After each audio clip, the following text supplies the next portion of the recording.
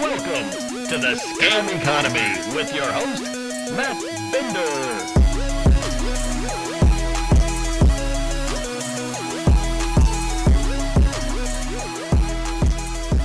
Hello, everyone, and welcome to the Scam Economy Post Show. I am your host, Matt Binder, and everything that could go wrong, technically, seems to be going wrong. As you might have heard on the episode, my microphone is causing issues. The USB connection here is loose. And so, because apparently this is a problem with the Shure MV7 microphone, and that sucks because it's a really good microphone, but they screwed up when it comes to the USB connection. And then also, Restream, the service I use to stream on both YouTube and Twitch simultaneously, is down. They literally just put out a message, literally just posted it on Twitter like 3 minutes ago saying we are having issues with Restream at the moment. So I'm not live on Twitch right now, sadly, even though I would like to be because it helps to be live on Twitch. So I'm just here with all of you fine YouTube people. I chose YouTube, obviously, because this is where the majority of my audience is. And also, let me know if the mic sounds different, because in my quest to try to fix it, I had to end up changing some settings accidentally. And I don't know if my levels are correct. I don't know if my if the levels are correct, if I'm too hot, if I'm clipping. If you hear too much background noise because maybe the gain is too high now, let me know if I sound like I usually do. Yeah.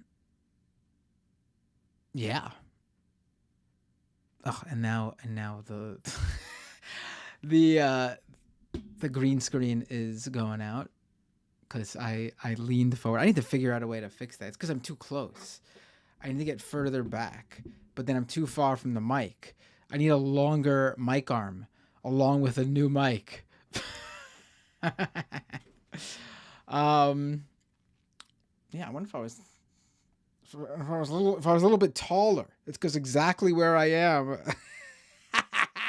But look, if I'm up here and I do it, no issue. It's only exactly where I am height-wise. So I need to fix that all.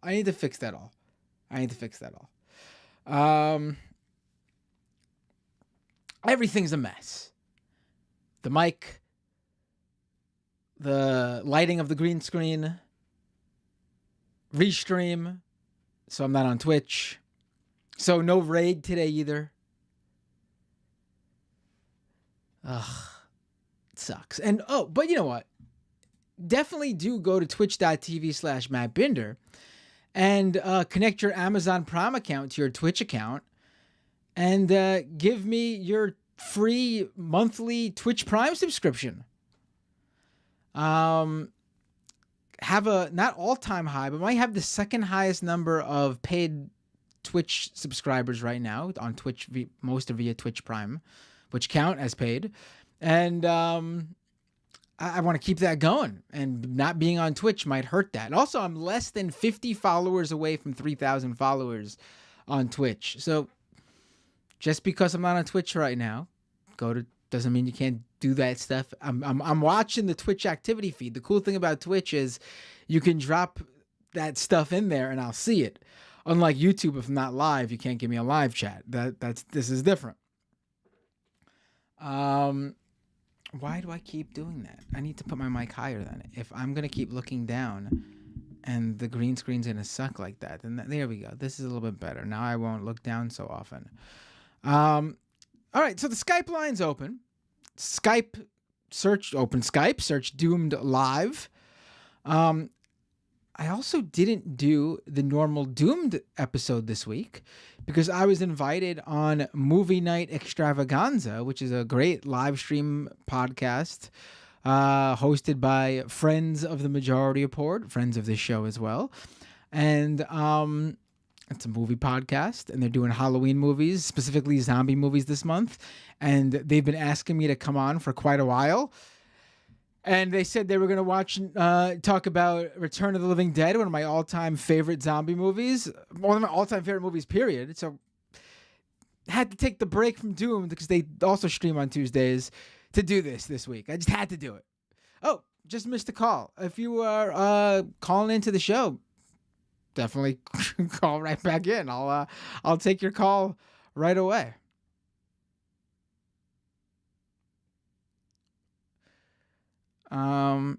Saint Matt says, Keith, it does look like I'm saying right when that goes out. Oh, let me take this. Hey,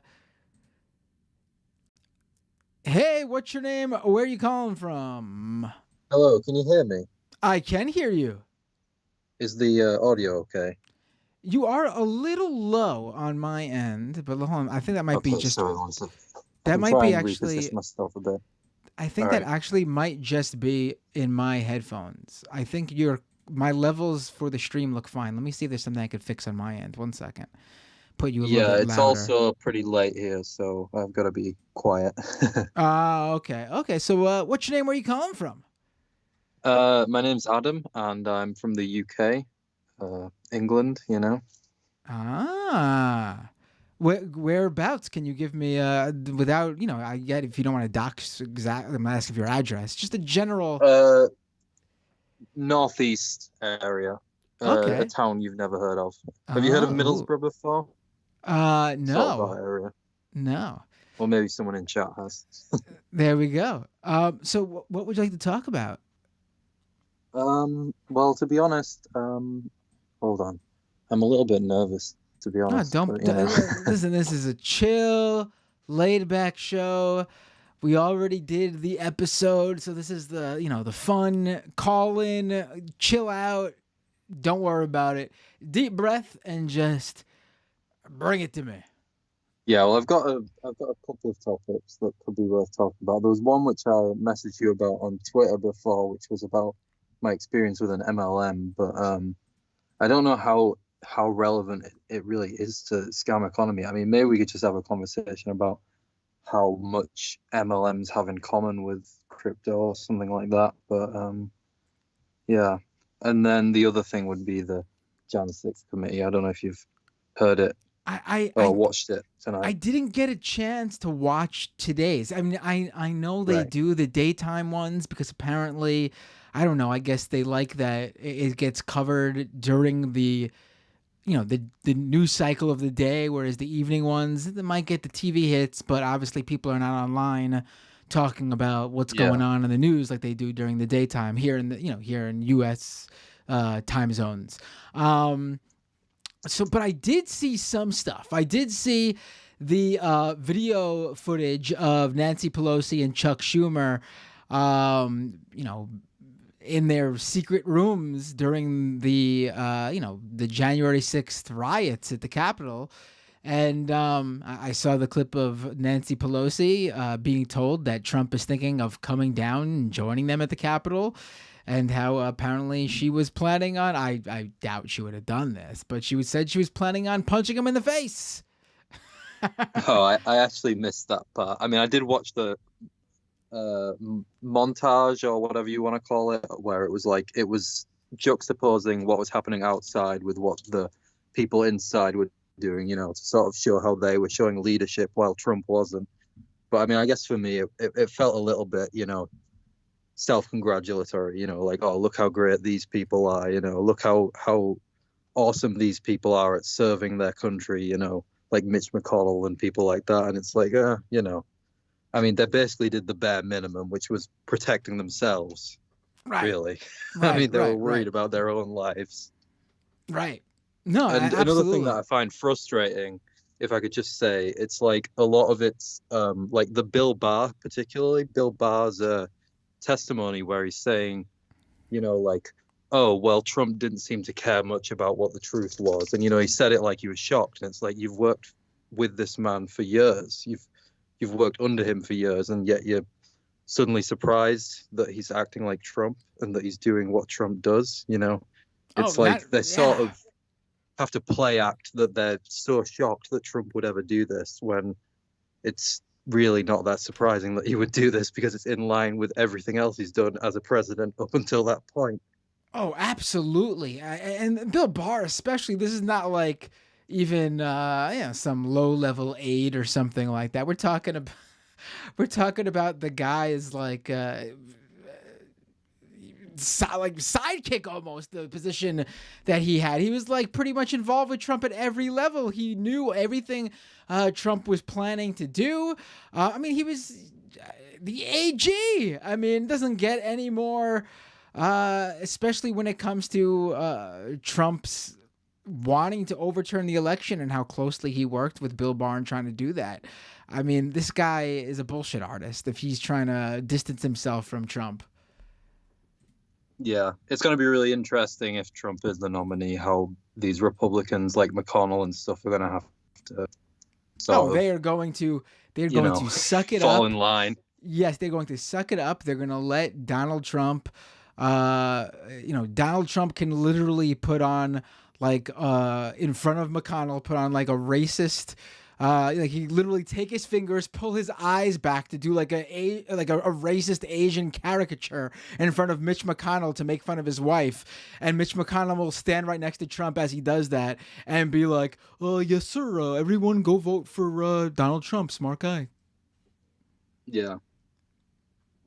These guys are just, they'll grovel at Trump's feet. They've got no, I mean, they're already terrible people to begin with, but they also have no self-respect too. Yeah. I mean, they have at least enough self-respect to I guess, like, recognize an immediate danger to their own lives, and that's when they'll step in, you know? Right. I mean, they care about power, and they're willing to lay down on the floor over a giant puddle in the street so Donald Trump could walk over their bodies without him getting his shoes wet, if it means that they get to hold on to their power. You know, they'll let Trump do whatever. Trump can literally do whatever he wants to them if it means that Trump's ascension to victory will enable them to hold on to their power. Yeah. So I wish I could talk more about what happened today at the, I do recall reading, I didn't see this, but I read that they think they have enough to go forward with. Did I see an indictment or what was it that I saw? Hold on. I think it was a subpoena. Subpoena, I think they were planning on subpoenaing him. Yes, because they want him to specifically testify. And their rationale was that because a bunch of people were pleading the fifth when they were talking about their interactions with Trump, and because Trump was so central to the whole thing, they're like, well, how can we do this investigation without getting testimony from Trump himself? And also, one other thing which I guess is worth mentioning, I think I've lost it. I had it in my head for a second, but one sec. What did you just say? Sorry. Oh no, I didn't say anything. You said you were just grabbing something you picking something up to talk about. You were looking at something. Hello? Oh, sorry. I think I'm lagging a little bit. Oh no, it's all right. It's all right. Go. You want to talk about the MLM for a little bit? Or you could call back in. Sure. Or you could call back another time. What time is it there, by the way, for you? Jeez. 4:30? It's like 4 a.m. Yeah, but my sleep schedule is pretty messy at the moment. All right. Well, as long as you're awake and you want to, I'll be happy to talk about another topic with you if you'd like. Otherwise, you could try to go catch some shut eye if you want to do that. It's up to you. We could talk about the MLM thing briefly. All right, cool. Maybe I could go into more detail later, but Have you heard of like Devil Corp before? Like, is this a concept you're familiar with? Devil Cop? No, it's like Devil Corp, like corporation. Oh, Devil It's basically Corp. like it's like this really infamous like MLM which like operates under like a bunch of different names, but they all kind of have the same sort of framework and stuff, and you can sort of trace these companies, and they're basically all like shells of each other, kind of thing. I did not know about this. Go ahead. Yeah, there's there's a documentary which covers it in quite a lot of detail, called The Slave Circle, which was made by Precision Independent Media. I'm not associated with this guy at all. I found his work really fascinating, and that was sort of how I realized that I was part of it, or like almost part of it, was because I saw that documentary and I realized that everything that documentary described also applied to where I worked. And yeah, and the guy who makes those videos, he also has done a bunch of interviews with former workers from these different companies that talk about their experiences, and there is a lot of commonalities. And yeah, it's a shame that Scam Economy doesn't cover MLMs in general, because he would be a really good guest, I think. Scam Economy will probably, I mean, the focus will be crypto, Yeah. in the long term, but I already have branched out a little bit, mentioning it in certain episodes, but there will be. I'm going to cover more than just crypto scams, probably in the coming weeks or months. An episode here or there, just so we're not boxing ourselves out of covering some of the really crazy non-crypto scams out there. But yeah, I'd say something that sort of applies to this one maybe more than crypto, but maybe the crypto community is sort of aspirational to get to this point where they will want to be able to condition people in this way. But the way that this company is able to condition people, it's sort of like convincing people that as long as they keep working hard and keep putting all their resources into this, eventually it's going to work out and they're going to be successful and they're going to make money and they're going to get all these goals that they've been told they're going to get. And it's kind of just this constant reassuring people that eventually it's going to work out. You just have to stick with it, and that's kind of similar to crypto, where people you kind of want to force onto the buyers this mindset that things are going to go up, things are going to keep going up, as long as you stay positive, don't think negatively don't read all the crypto skeptics, just stay positive and stay in, because they want people to stay in and they need people to stay in. So that it's sort of a similarity that I found between the two, I guess. Right. No, it's certainly, there's a lot of, I mean, it's a lot of crossover, because where did all these crypto scams learn their lessons, like how to do this stuff? Like none of these crypto scams the hacks are pretty new because of the way crypto is with these smart contracts and stuff. Some of those are really hilarious to see play out. But a lot of the scams, there's not much new for the most part. They're basically using the same battle plans that scammers that came before them used. This time they're using crypto to do it. A lot of it's still social engineering. Getting people to give you their information, their passwords, whatever credentials necessary. A lot of the trading type scams, when people get like screwed out of NFTs and stuff, NFTs stolen. A lot of that too is your classic, sort of scams where people like pulling one over you when you try to buy something online that's physical as well. So there is definitely a lot of overlap between the two. Yeah.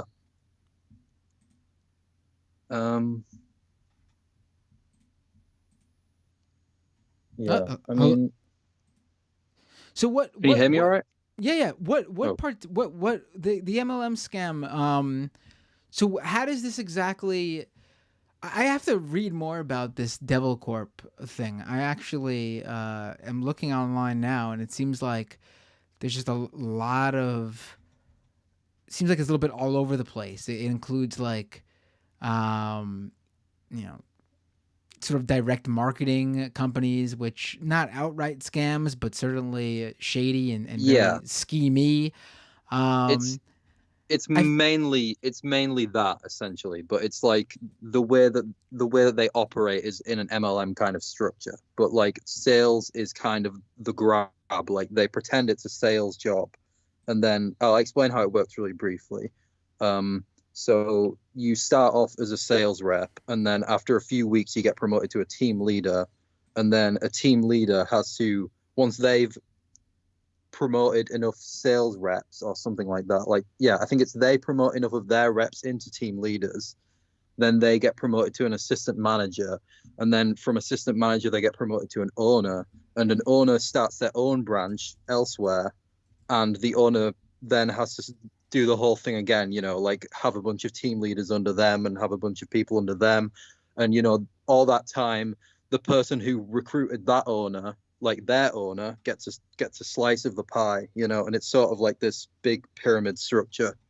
And it's kind of crazy, really. I mean, it operate like This these companies like, are.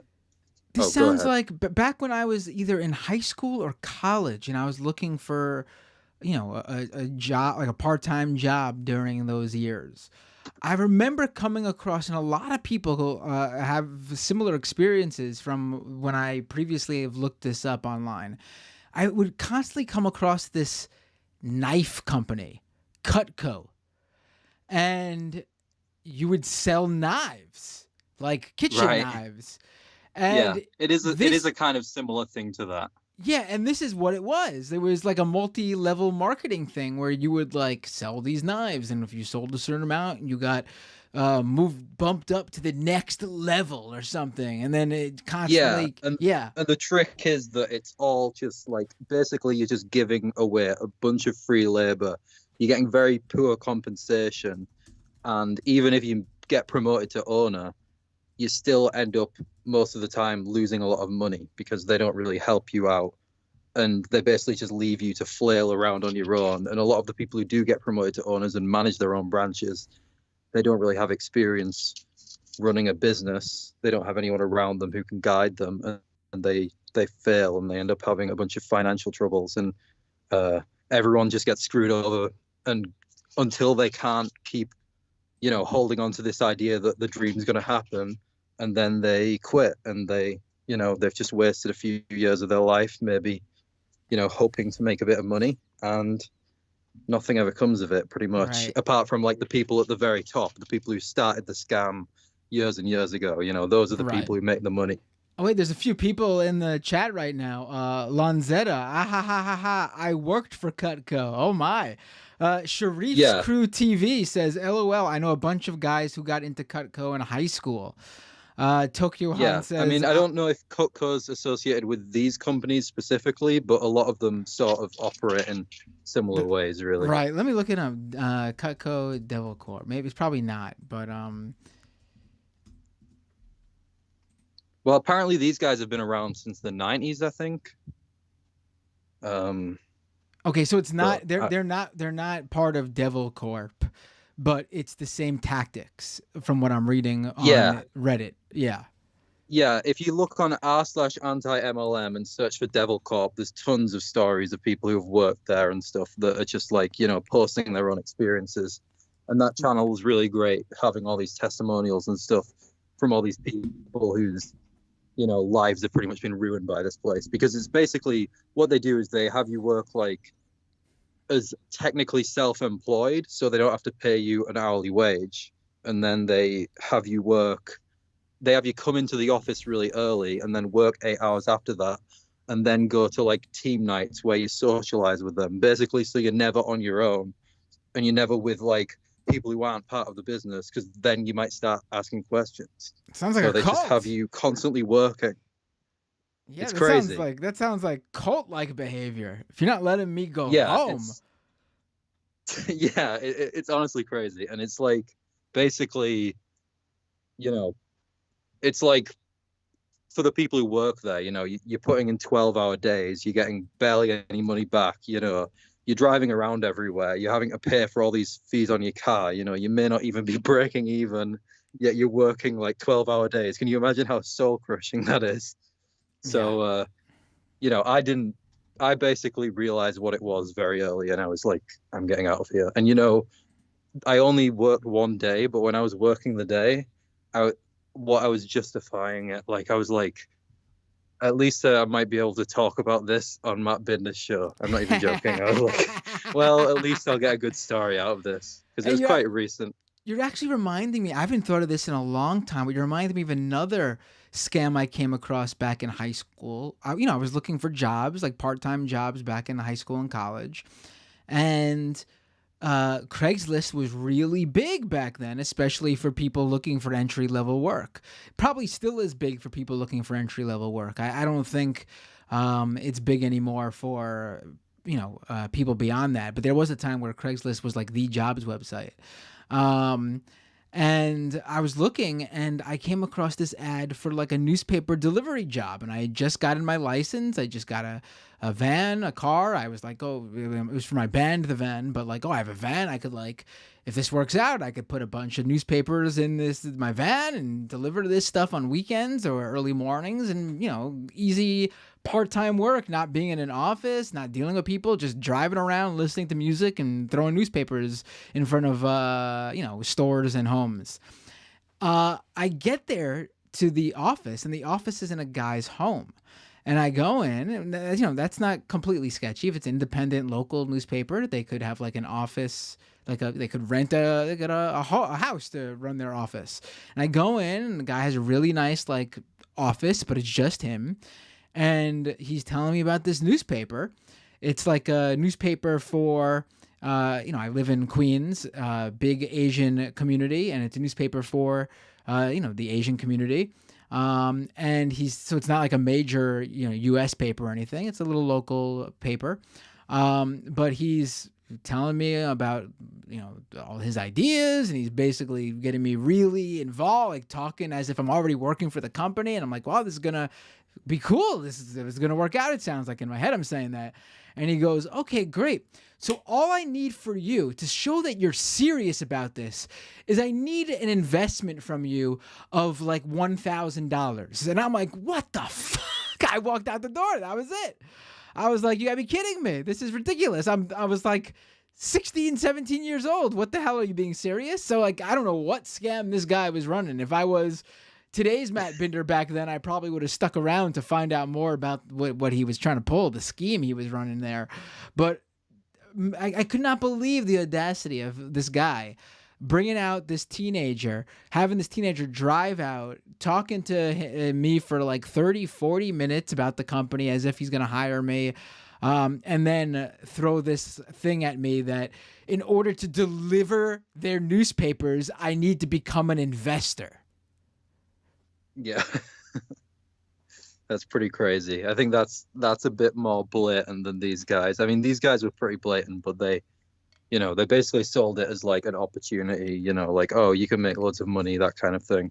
Like, oh, uncapped commission, the sky's the limit. But then obviously when you get on site, you realize there's no way you're making any sales because the location sucks. And basically we were outside like I think in America they call them like bodegas, right? Like, like a convenience store that's like pretty small. It's not really. Uh-huh. Yeah. And, you have people going in and out to like, pick up some groceries or whatever. But, it's not exactly a great place to sell people stuff because most people are just going to be annoyed and they're not going to want what you're selling, so it's not really a great gig. That obviously they basically lie about the numbers and they're like, oh, well, it's, our average person makes this much and this much is a lot of money or like, more than minimum wage. But the average person doesn't make that much. They're just making up numbers because they just, they're fine with lying because they want to keep people in, it's pretty straightforward. Right. Yeah. All right, I feel like I've taken up too much of your time. No, you didn't take. No, listen, you should. I don't know how often you tune into the call-in part of the show, which we are in right now, but sometimes guests can. I've been on the phone with people for like an hour or more. So this is a normal length phone call on this show. I really appreciate you calling in and spending your very early morning with me.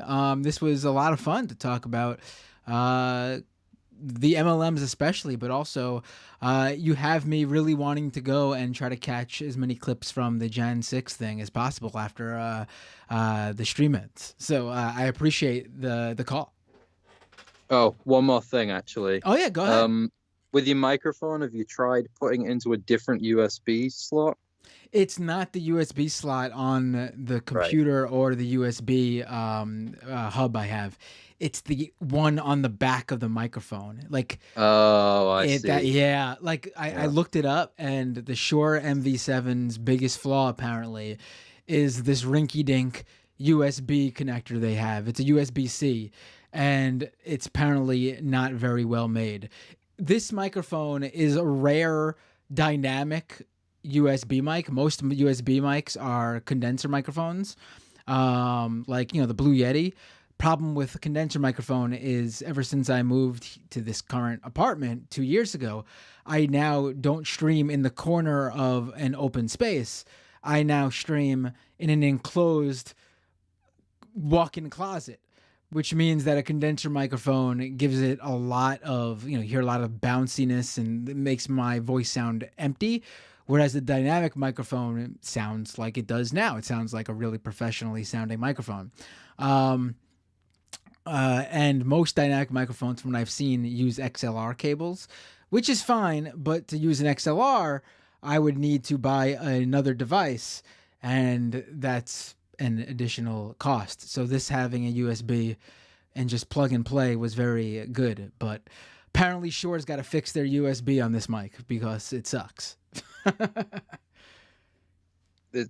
It's really surprising to learn that you're in a walk-in closet, because I assumed you're in some big NBC style studio, with like people off mic handing you coffee and notes between Oh right, takes. yeah, But of course, yeah. I mean, honestly, I wouldn't want that. I like the ability to just be able to, when the show ends, open my door, walk 10 steps, and lay down in bed. I don't think I'd like having to yeah, leave an office with a bunch of people working there at 1 a.m. when probably closer to midnight, but sometimes 1 when I finish the stream.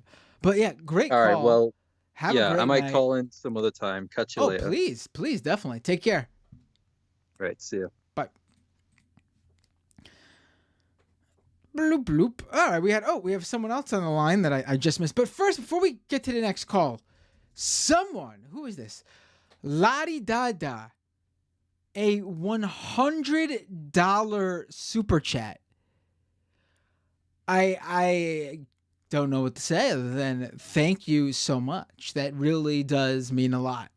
And the super chat question is from Larida: would you be able to look into Hex crypto sometime? Have some people I know obsessed with it. That's the one founded by Richard Hart. I've been meaning to do an episode on that. I've brought him up on the show before, either on the show or on the live stream before.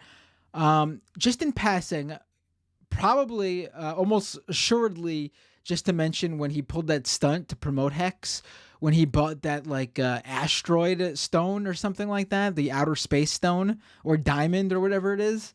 Yes, there will be a Hex episode coming sometime in the near future. I don't know when. It's definitely been on my list of topics already. But yeah, sometimes things like the CNN NFT thing come up where it's like, this is really ridiculous. I got to cover it. And if I don't cover it this week, the last week it'll ever be newsworthy, I'll never get around to covering it. So sometimes things get pushed around, and it's dependent on guests. Hex is definitely on the list.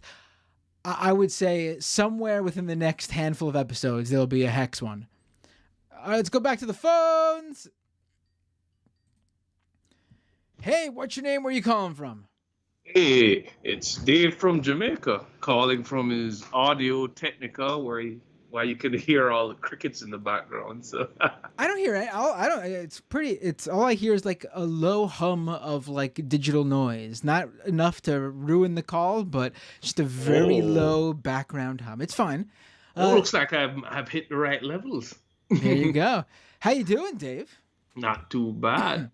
Well, since this is a scam economy episode, I actually have scams to talk about. Ooh, well, I always want to say we could talk about anything. So if there's something else you want to talk about, I mean, don't forget, it's good stuff. It's good last stuff. week in what was supposed to be a supposed scam economy post show, that's when I had the impromptu discussion with Vosh and Dylan Birds. Wow, So that I was mean, very surprising. Good yes, episode. Good right. episode. So I mean, anything goes when I'm live. I'm not gonna force you Mhm. to. I'm not gonna box you. No, you're going Put to you in a love box, this. Dave. You're Go going to ahead love, though. but you're going to love this though. So, as you know, Herbalife was kind of a big old multi-level marketing scam, and I had had experience with that. Like when I was younger, maybe I was in my 20s, I think. So, this person, this is before I had a concept of what these things were. So, a person, a friend of mine said, "No, you need to come to this meeting and all of that." And looking back, I see all of the telltale signs. He was very big into self-help books, which is a big scam in themselves if you if you know Right. much about those.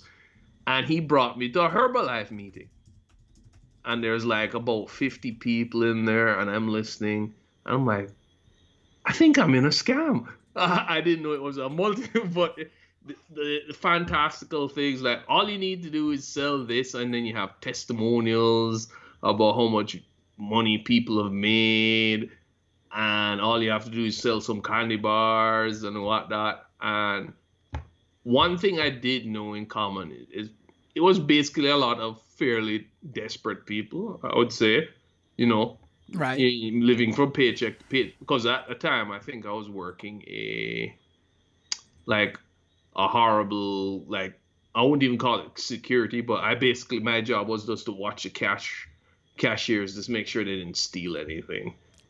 And I didn't really pay too much attention, to be honest, while I was stealing sodas. So, not stealing soda, not paying for the occasional soda, and not really paying much attention to the job. But that's what my general experience with the multi-level marketing schemes is. Just basically your friends inviting you to weird meetings that last for hours, where people are saying you're going to get rich by selling crap. And it took at least about 5 years for that to die down. I think I don't know anybody who's lost a huge amount, but I think, especially with Herbalife, I think the reality of it is people catch on, at least where I live, they catch on real quick that this wasn't adding up, right? Because there's nobody they could pawn off these Herbalife bars onto. Right. I wonder if What the were they cuddle. like? Was there a time where I guess they were popping up all over the place, and then they pretty much stretched thin, like there was nothing left, no one left to sell to? I think what they realized, like, if people were especially buying Herbalife bars, and people don't know about generally, they're going to if they're into health bars, they're going to buy something like a Nutrigrain or some sort of other stuff. So I think what happened with a lot of those folks is they had a lot of problems moving said product. Like I would see vending machines, not vending machines, like I see an occasional vending machine with like some new Herbalife bars in there, nobody would buy them, and then I'd realize, oh, at this call center, somebody must have went to that meeting and tried some way to sell off their product at work or some shit like that. But I think eventually, maybe fortunately, not many people got into the hole because the product was so hard to move. And I think what protects Jamaica generally from crypto is only people with a lot of money. I wouldn't say a lot of money, but only people who have access to like stable internet and whatnot would be able to fall for that. And it's generally people who have way extra income compared to the average person.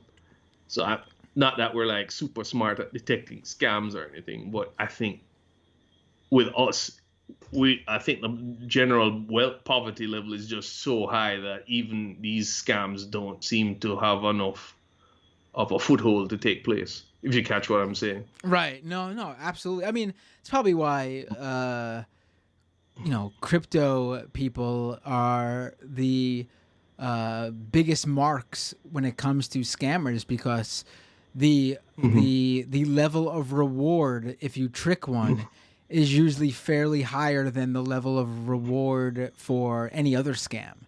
Like, what other industry can you scam someone and walk away with like a 6-figure NFT that you could just pawn really quickly for even less than it's worth to get, instead of 150,000, you could quickly flip it for 90,000. You just walk away with $90,000 for a little bit of work. When usually they'd be talking to grandma and grandpa, trying to get them to I don't know, send over maybe like $200 because they got tricked into believing that their grandchild was like stuck overseas without their passport or something. Like it's a much higher level of reward. The time spent to trick a crypto scammer, the reward is much higher. Well, no, I definitely agree. So that reminds me of your El Salvador stuff, that it has to be so government funded, because I think the average El Salvadoran would not waste their time with crypto. Not that they're immune to scams. It's just too expensive to get into. Yeah, no, the thing there isn't to abstract from the Salvador. It's late. The people of El Salvador. Salvadorian. There we go. I mean, that is somewhat a little part of it, but the bigger thing there is, like you mentioned, the government. Those volcano bonds would be a major thing, because that would be outside investors coming in. But also they are sort of the test tube. Do you know what I mean? Like they're low level people to these crypto advocates. So these are the perfect people to test this stuff on, and if they get burned, they get burned. But if it works, oh boy, if it works, look, we have our own little lab rats to show off at how this could be extrapolated elsewhere. Well, oh yeah, on a side note, speaking of scams, is there something with Skype where people can just get your information easily, even though you don't put it out there? Because funny enough, I've been getting some weird phone calls from some very fishy things. Like, I see messages popping up. I want to know you. I was like, what? No, how? What? I don't know. I got to say, my Skype is pretty public, and I don't get any of that type of stuff. So that's really weird. I wonder if it's related to where you are, or I have no idea. No, it's so weird, because like, it's so like, where do you know me from? And then the person can't name my name or anything. I was just playing around to see how far it goes, but it's definitely a phishing operation. But I'm so baffled, because I don't really I don't give out my information, so I don't know how. But on a lighter, well, I shouldn't say it. Well, definitely keep playing along and let me know if anything comes out of it. Oh yeah, because one just popped up on work. It called me.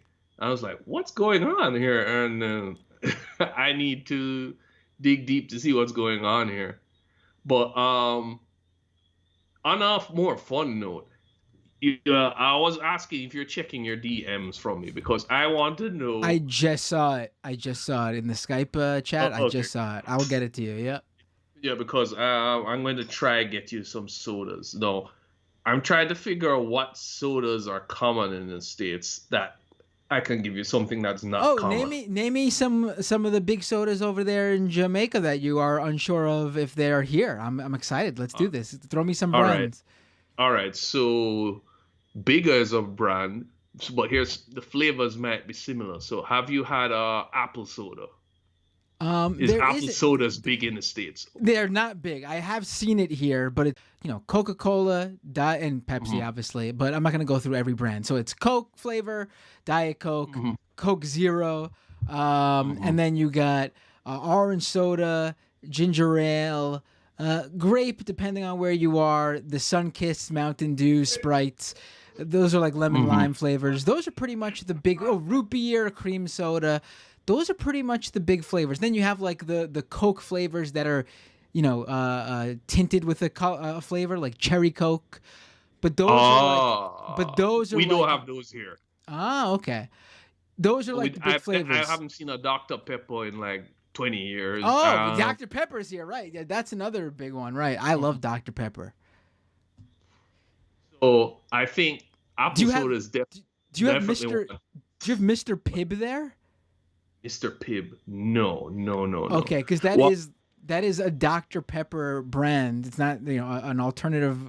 It's basically an alternative brand that does Dr. Pepper flavor, but they're called Mr. Pibb, and they're big in like Florida. So I thought maybe being that Florida's closer to you than New York, maybe Mr. Pibb has branched over to Jamaica as well. But no.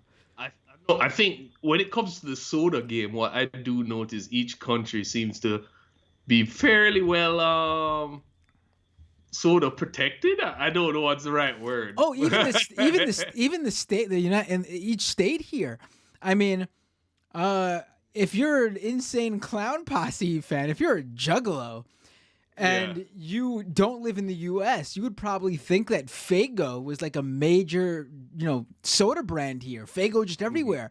Nah, it's like Faygo is really just like a Rust Belt type thing. Maybe even not even. Maybe just like Detroit or something. I have no idea. You don't get Faygo here in New York. You can't find it here.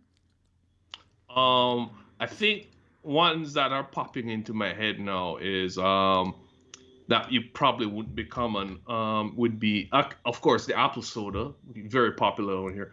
Cola champagne.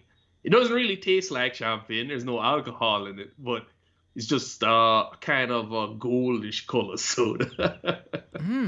Is that like I'm trying to think. There's one really bad. I've never had a soda that I hated. Like I don't like Diet Coke, but I could drink it.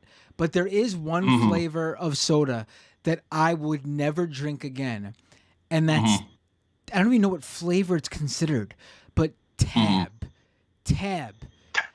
Have you heard of Tab soda? No, I've not heard of that one. I don't even know what flavor it is. It's so bad. I tried it once. I thought it would have a really nice flavor because it's like a pink can, and I thought it'd have some I don't know, tropical flavor or bubblegum flavor. No, it's the worst flavor ever. And I've had like malt soda, which is like drinking like I don't know. It's almost like drinking non-alcoholic beer a little bit, and that's fine. Yeah, that's fine. But Tab is the worst flavored soda I've ever had, and I don't even know what flavor it is. What about Schweppes? You've tried Schweppes before? Yeah. Schweppes. That's too common then.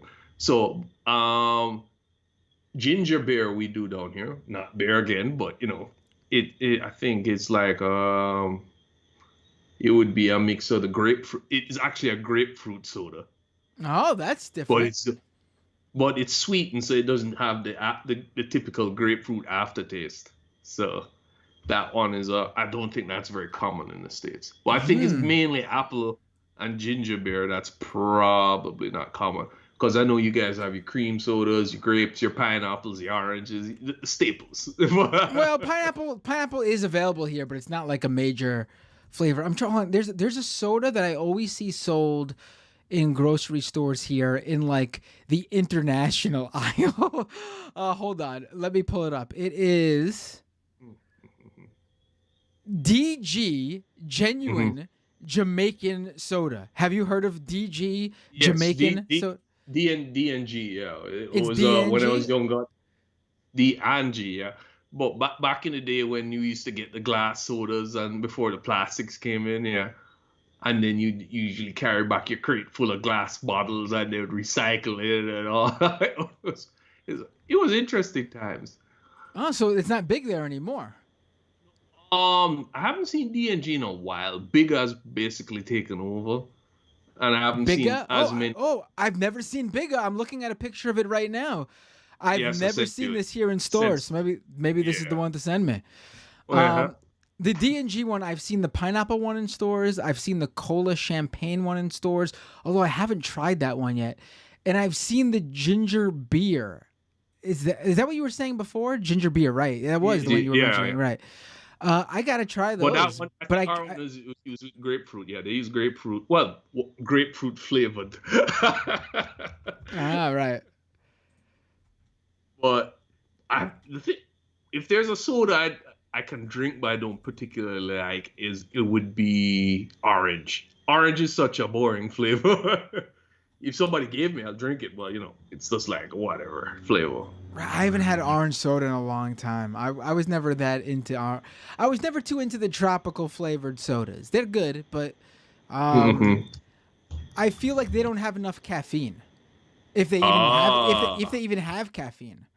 I know like I didn't realize this for a long time. Like obviously I've known now for like many years, but like when I was younger, I didn't realize that like a lot of the flavored soda usually is not caffeinated. Like Sprite is not caffeinated. Hmm. Oh, well, the thing is, now that you reminded me, well, as I said, I'm not sending you the alcoholic stuff because I remember there was an interesting beer flavor which Wait, you reminds me have of soda. you have Mhm. alcoholic soda there? Well, I guess because there's carbonated, I kind of see it there like that. But there is a type of red stripe beer called sorrel beer, and they use the sorrel fruit to make combine with the beer itself, and it tastes pretty good. No.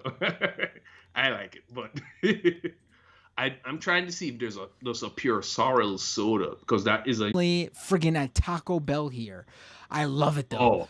The Mountain Dew Baja Blast. I don't even like regular Mountain Dew, but the Baja Blast is so I've heard good amazing. things about the Baja Blast. Yeah, the Baja Blast is pretty bomb. It's pretty good. Ponderosa Peen says that's the thing here too, Matt. Talking about, I don't mean putting alcohol in soda. Dave made it seem like they sell like alcohol, soda with alcohol in a can or something. Well, that's a funny thing, especially with our culture. There's lots of foods with alcohol in it, with the exceptions of sodas. So, I'm always wary, especially with folks who don't drink, because I'm like, is there alcohol? I don't know. I'm so used to it. Sometimes I can't even taste it in there. So, but Right. yeah, but I'll definitely see if I can send you a crate. I need to get on that so it'll ship in time.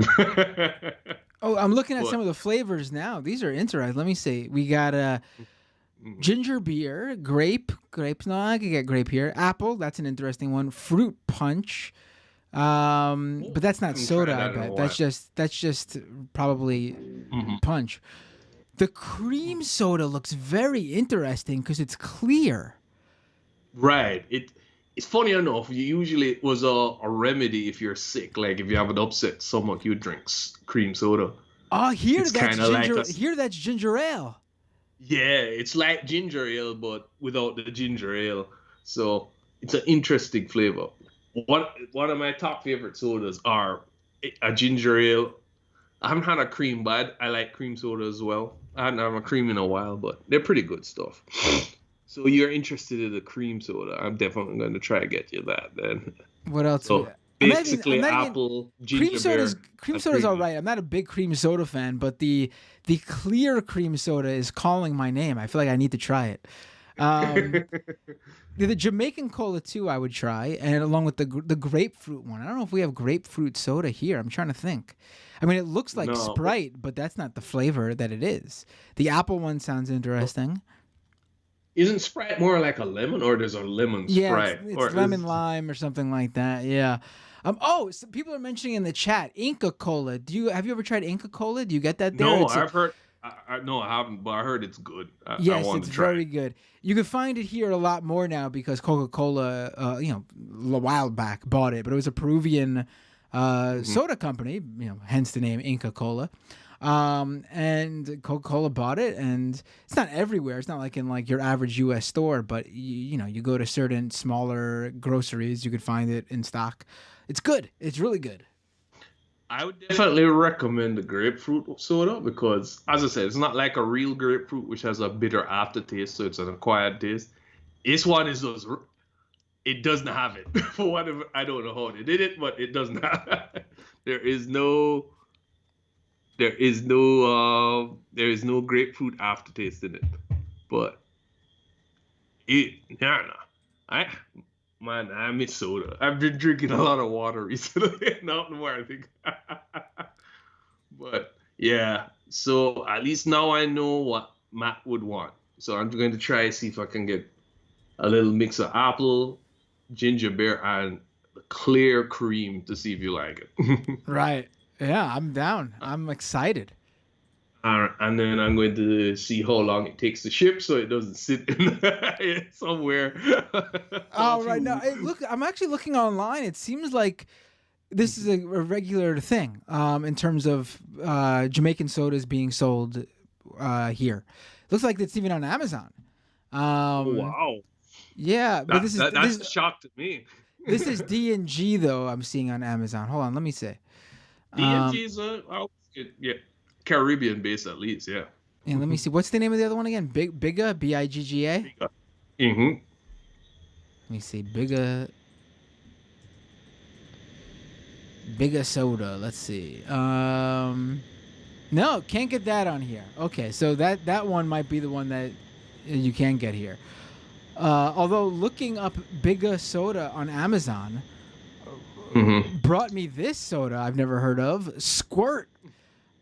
Sounds a little bit. That sounds very suspicious. Yeah. I don't know if I'd want to drink Squirt. Only with your loved one. Yeah, I don't know. I don't know if I want my soda to share a name with a porn category. No, yeah, that's where you drink it. There's some squirt, and then people walk away slowly. Try Bukkake soda. No, I won't. Oh, I'm good. Oh my goodness. It's the blue always at the scam economy. I'm on YouTube. Oh boy, I hope we're just making jokes. Yeah. Oh look, you can buy them on eBay. I could get 6 Jamaican Bigga sodas for $45, free shipping, straight from Jamaica. That's not bad. Oh, hello. Oh, sorry. Dave? I was saying that. Yeah, I'm still here. That's not bad, actually. Right, and it doesn't take that long either. Estimated arrival between October 24th and November 3rd. So that's what, anywhere from 2 to 3 weeks. That's not so bad. That's quicker. That's quicker than like AliExpress. Well, oh, what? No, well, but besides on regaling of soda lore, I think this shall be the end of the call for me. Sounds good. Always a pleasure. Always a pleasure talking with you, Matt. Keep drinking sodas. Will do. I'll be drinking sodas regardless, but I'll be drinking. I'm looking forward to drinking that Jamaican soda. Have a great night, right. Dave. Same to you. Take care. Take care. You're gonna have to hang up first because my windows are all weird, so I can't get access to the thing. Dave, I got a surprise for you. You're gonna be sticking around. Oh, is that so? Have a good night, my friend. Take care. Later. Hey, what's your name? Where are you calling from? Hey, Matt, it's Tony from Texas. Hey, Tony, can I pull your, you know the drill. Can I pull your... I know the drill, please do. Okay, I can't speak for some reason. I didn't know what to say. I was like, can I pull your... Hey, Tony, before you say anything, I know this has now been like 4 months, but I will get you those photos. You know, I've been in a creative slump and have been very preoccupied with stuff, so I totally understand. Sounds good. Not a big deal. We'll make it happen when it's meant to happen, right? And it'll probably all time out perfectly, right? So Paisano, what I want to talk to you about from one Italian American to another. Hey! Oh, is this the first time since? Oh, I was on I was on the Majority Report, and I didn't do Doomed, and also Majority Report that I was on Tuesday this week. So this is okay. And Yes, go ahead. and yeah, so yeah, I The haven't whole I haven't called in Italiano in a combo. while. Yeah, so like this this this Christopher Columbus guy Hey, really like what a piece of shit. What an absolute hey, garbage Fangul to Christopher Columbus. Fangul. fucking garbage human being. And I think the real like salt in the wound on the whole thing is that the reason that like celebrating him was popularized was to help drive a wedge between working class people, particularly like Italian Americans that were starting to be like assimilated and amalgamated into the whiteness fold, to help drive a wedge between them and like workers of color. I mean, And listen. like, When I was little, we were really taught that Christopher Columbus discovered America. And when you're kids, when you're kindergarten, even before that, probably first grade, second grade, you're not thinking, you're not putting two and two together and thinking, but there were already people here. How would he have discovered it if people were already? You're not thinking that. So you grow up thinking Christopher Columbus discovered America. And listen, there's a lot of historical figures that have complicated histories and lives, but due to their place in history and what they accomplished or what they did, I think you do need to recognize them, not whitewash their faults or their problems or racism or sexism or whatever, but you do need to, like the founding fathers, for example. Obviously you can't just gloss over them. I mean, they did what they did. They did terrible things. You should also talk about them, but you can't really ignore them. We can't just be like, July 4th, Declaration of Independence. Doesn't matter. It never happened. But Christopher Columbus literally didn't fucking do anything.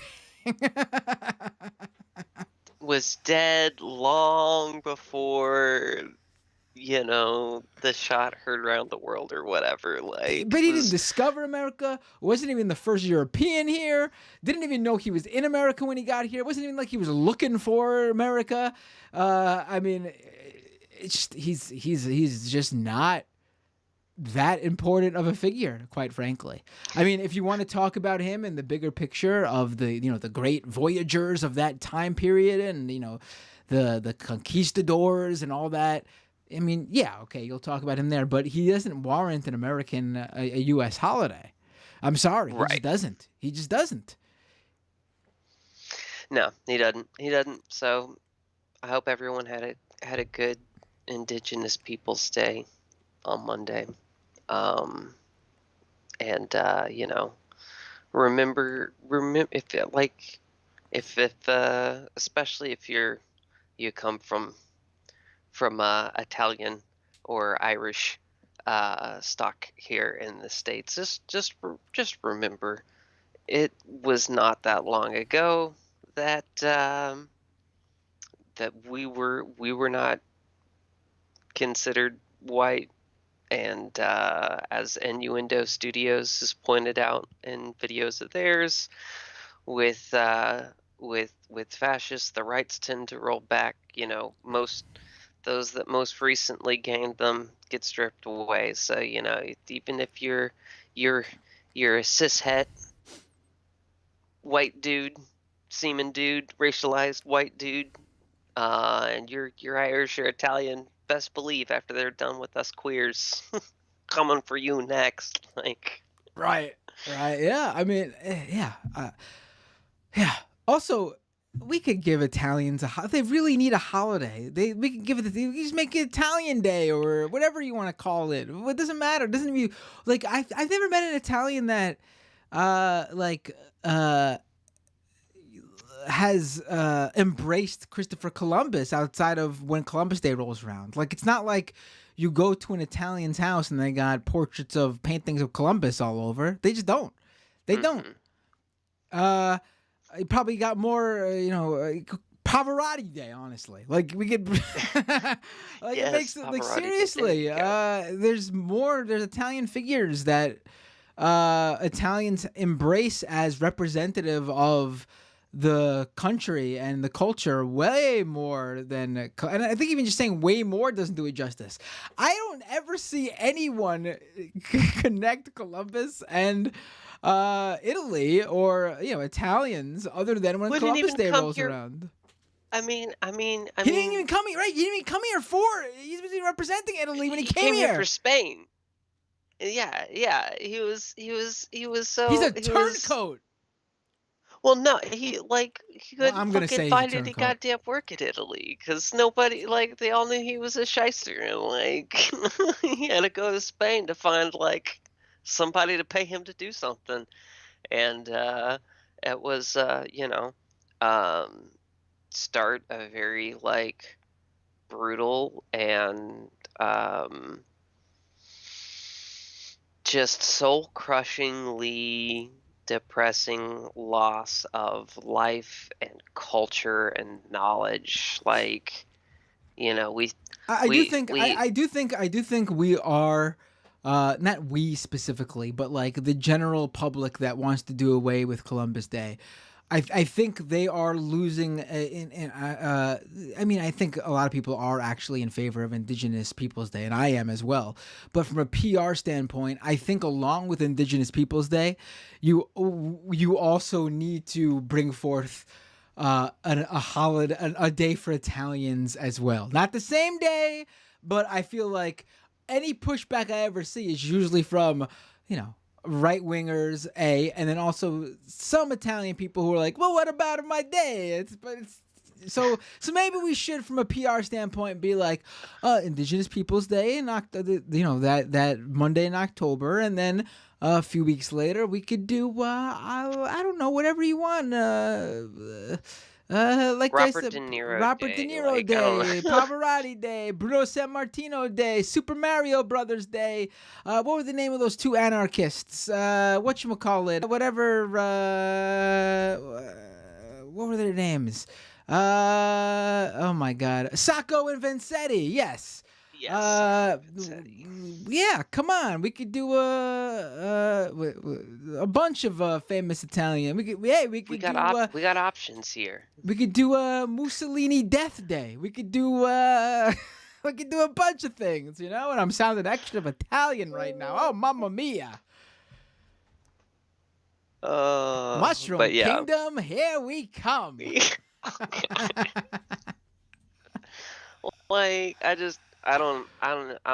Don't even get me started on that. Of all, why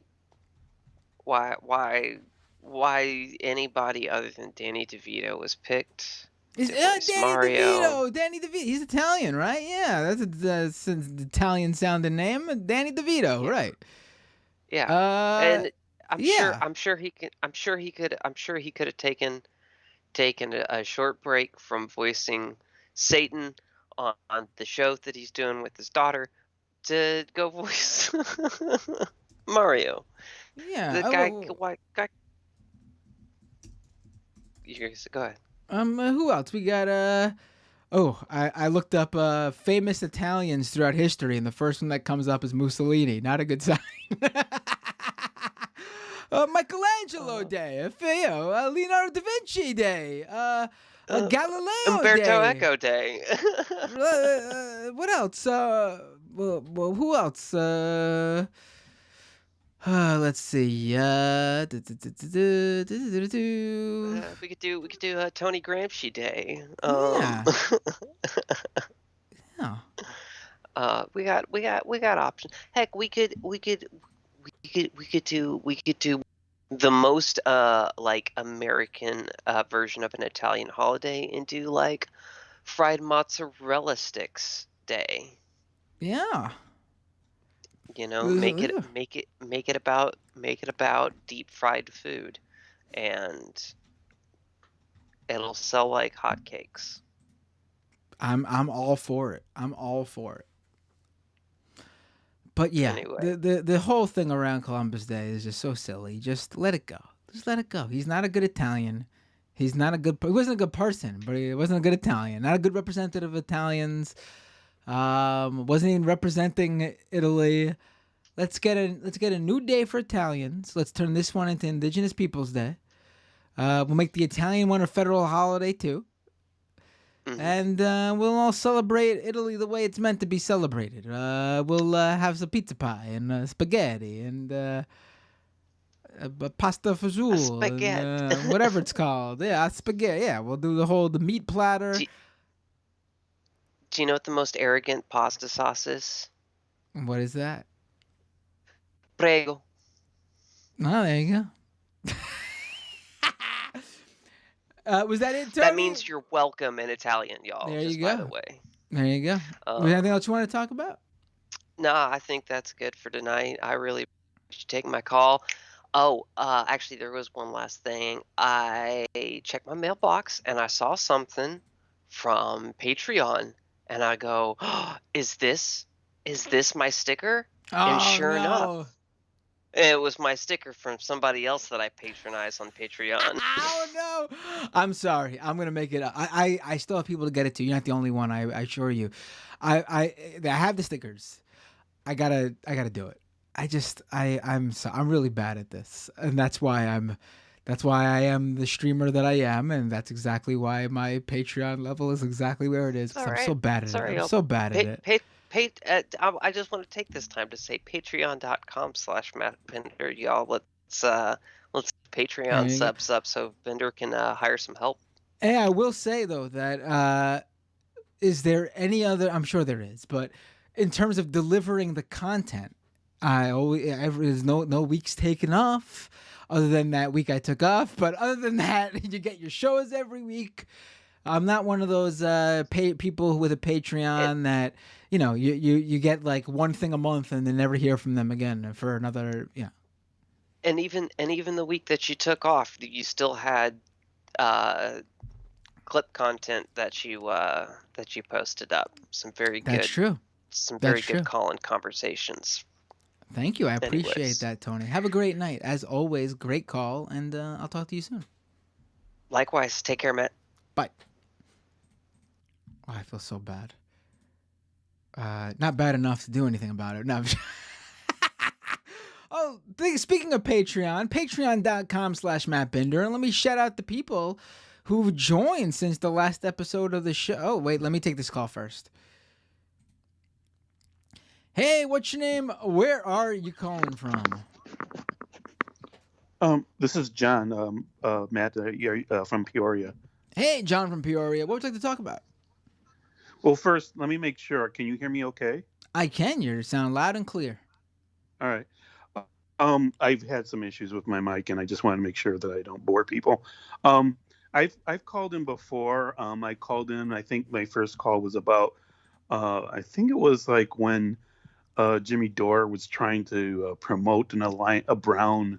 What was it? The Brown something alliance. The Brown. Brown Brown Alliance. Red Brown Alliance. Red Brown Alliance. Okay. So, and then that was one of my first ones. But then I talked about how I had also gotten a staph infection. This was probably about a year ago, I guess, and how all these vax deniers and mask anti-maskers were running around, and it took me like 4 days to get into a hospital to get my surgery. But I just wanted to call in, and I know this is off topic from, your the stuff you were earlier talking about, excuse me, and sorry. the crypto. But I just want to express how difficult it is for someone who is confronting life-changing experiences in the healthcare system. As if, I guess, we need another reminder. Mine is a prime example. So 3 years ago, I started feeling ill. I have diabetes type 2. But 3 years ago, I started feeling pretty ill. I mean, and it was beyond the symptoms that you usually get with diabetes, and I couldn't figure out what it was. And um, I had told my doctor. My doctor really, I didn't feel at the time, paid attention, and I was just getting worse and worse. I had asked her, well, maybe I can a possibility to get on a disability, and she almost laughed me out of her office. And by the way, I'm a POC. I'm Hispanic, and and so this is the thing that you hear about, how doctors often will not take seriously minorities' concerns, like that they're suffering more than they should be medically, seriously. She was definitely, in my opinion, one of these doctors. But the sad part of it was she was African American. Now, um, now fast forward a couple of years, I get my staph infection, and my staph infection, I'm like, trying to recover from that. I was on antibiotics for 6 weeks. I was in the hospital for a month. Blah blah blah blah blah. I was in really bad shape. I almost died. And uh, I I'm still having problems. I was living off inheritance that I had gotten from my mom's small inheritance. I'm still feeling sick. I can't work. Um, I'm telling my doctor this, my new doctor. I'm very ill. I don't know what it is. So they're running new tests. This new doctor, and I'm low in B12. Well, maybe it's the B12. Low, you're low in B12. No. Well, so that was last month. Um, I start getting B12 injections. I'm still feeling like shit. So uh, a week ago, they run another panel of blood tests. I come back for I'm in financial a horror show right now. I mean, I'm pretty close to being like evicted, and I have uh, a disabling disease that I'm.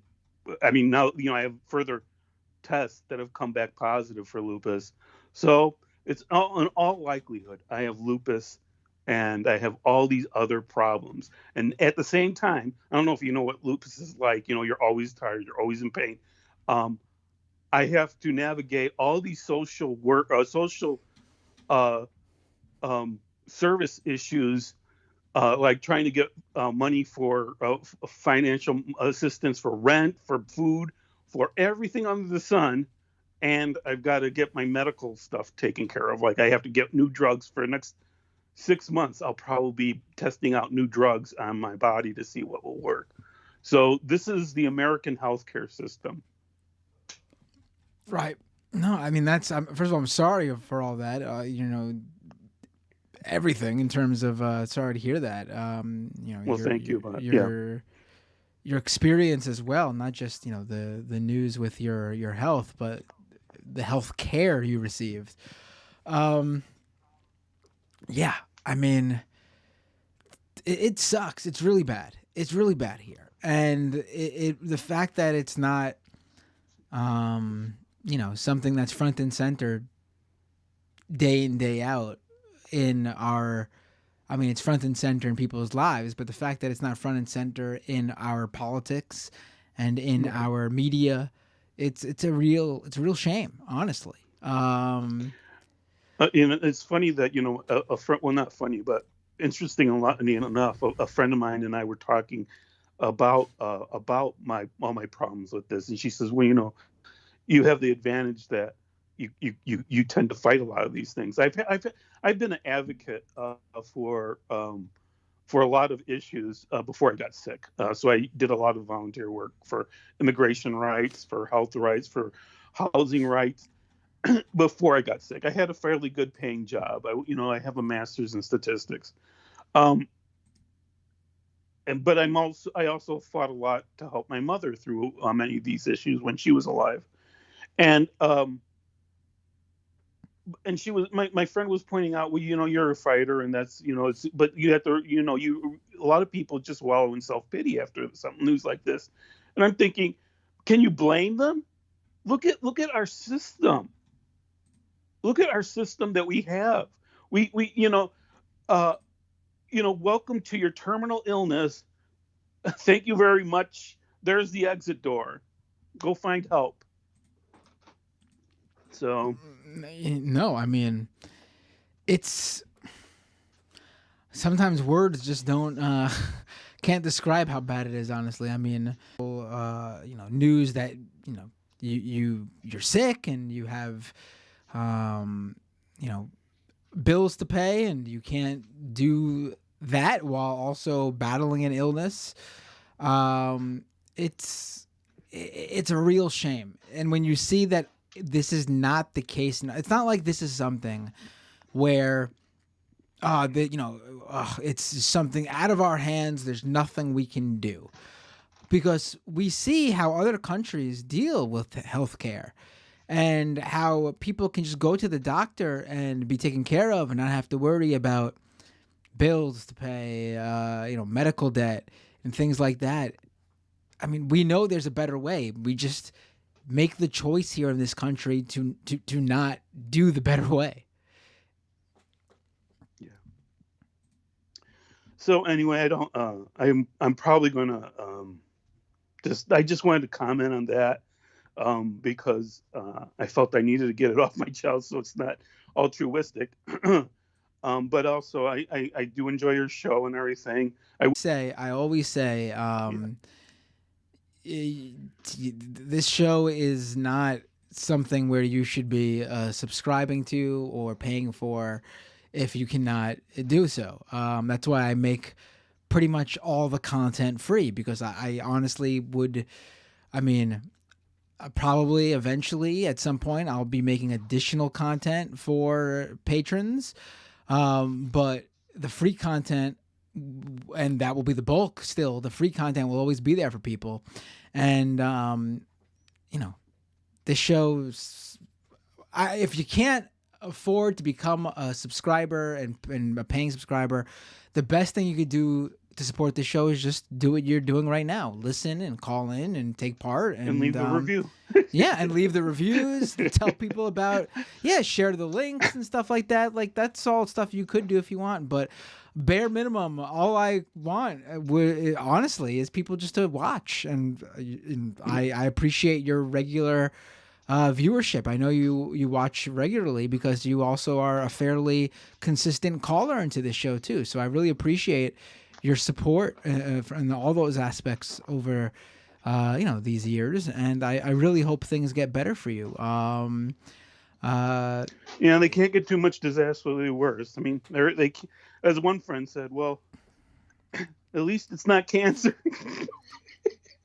Yeah, I guess. I mean, that's one way to look at it, right? That's one way to look at it. Honestly, that's probably what I would, because I'm one of those people who is sort of always on the bright side, though. But listen, I think things. I can't say things will get better, but I think things tend to. Well, like I say, I mean, there's nothing I can really do at this point. No, I mean, it is small comfort to know that, like, because like eventually, I mean, at one point it was also like getting my head. Well, maybe I am just depressed, But no, it is a small comfort to know that no, it's a real shit. I mean, it looks like my kidneys have suffered from this, which is typical of lupus. So, right. But is that the one? Is that okay? I knew. It's a very hard disease to diagnose. Right. With my diabetes, it's not. I don't really blame my new doctor, because look, it's the issues with diabetes can mask a lot of things. So. But I do have now like two major health risks: diabetes, type 2 diabetes, and lupus. And I have to believe that my life expectancy has taken a drastic turn down. But the disease, is very has a lot of weird symptoms. I mean, that's actually a side effect. That's like I a mean, I'm looking. that's a I'm symptom. I'm looking it up, and this is WebMD, Hmm. so a grain of salt. But it does say, in most cases, in fact, 80 to 90% of people who have Right. lupus Live will past likely 10 live years. likely live a normal lifespan. It says. Right. Well, I've heard I think 95% live past 10 years, and that's once you're past the 10-year mark, you're at the normal lifespan. You're like hitting on that normal lifespan. So I mean, and I guess the extra thing. Well, I at least have been diagnosed late in life. I mean, some people are, they're in their teens. I actually had two friends that died of lupus. So Oh. and I mean, and it's not lupus that kills you typically unless it's untreated. It's the reason why people die is because they have like a 50-fold chance of getting a heart attack. Oh. So that's one thing Lupus. I What? probably will have to change my diet drastically. Although it was pretty good because I am diabetic. I Right. don't tend to eat a lot of unhealthy Hey, things maybe it'll now. help out there, and things will even out. I don't know. Yeah. I will say what I was thinking of, and it seems like that is the case. I knew I heard of lupus before. I mean, I heard of lupus before, but there was something like a pop culture reference I kept thinking of. And you ever see House with what's his face? Yeah, House. I don't watch House, but I know that. Well, I have watched House, but I didn't see the episode. Apparently, there's. Where Okay. he constantly will always say that it's not lupus. Like it's never Oh, lupus. okay. And then I think there is an episode where finally it ends up being lupus, and he's like Being shocked. lupus, yeah. Yeah. I mean, well, I don't. I have to say. I mean, I looked through. There's like I think it's like 4 out of 11 criteria that they look for as diagnosis, and I don't. I was hard to find some of them. I mean, I have started to have headaches, which is typical. I don't have any dermatological issues. I don't have like lesions. I don't have lesions in my mouth. Also, I don't, like I don't scar from the sunlight or anything like that. Um, uh, the only things like the carpal tunnel in retrospect is, a symptom. Because we couldn't figure out. I can't figure out how the hell I got that. Um, uh, Carpal and cubital tunnel. And uh, um, the pain, muscle pain, and joint pains are the two predominant symptoms I've had. But like 4 or 5 of the tests have come back now. They're still running some more, but they're all coming back as positive. And the most damning one is, for me at least, is it looks like my proteins are really fucked up, and it's probably has damaged my kidneys. So I'm a little bit worried about that um, as well. So yeah, I mean, it's not. It's I would say, if you're feeling, if you kind of have a weird symptoms and you can't figure it out, maybe it's something to take a look into. Because like it is very misdiagnosed, misdiagnosed disease. The only reason I think they've found it is because I kept insisting that something was wrong with me. All right. And that Anyway. happens a lot. I mean, that happened with my sister when she was a toddler. Not a toddler, probably, I don't know, 7 years old, maybe 6. I don't Uh-huh. remember how old she was, but she had an issue where her body wasn't producing enough white blood cells or something like that. I was a kid too when Hmm. this happened, so my memory of it's vague. And she was like constantly really weak and like always sleeping. And my mom knew something was wrong, and the doctor would just say, "Oh no, kids being kids. She's tired, she's taking naps," And then Hmm. one visit, my mom refused to leave because she said, my sister needed to be carried out. She was so tired, and my mom refused to leave, and she was like, "No, something is wrong." And so they agreed to do like blood work or whatever. And like Hmm. the that night or the next night, they gave a call to my mom and said that my sister needs to go to the hospital right away. There's a real issue. And they basically had to do like a complete, I don't even know what they did. They like something. She was like a little kid, all Yeah. tubes connected to her and stuff. She's completely fine now. I don't know if that has any lasting effects, but I don't think it did. But they said that she could have possibly died from it. Yeah.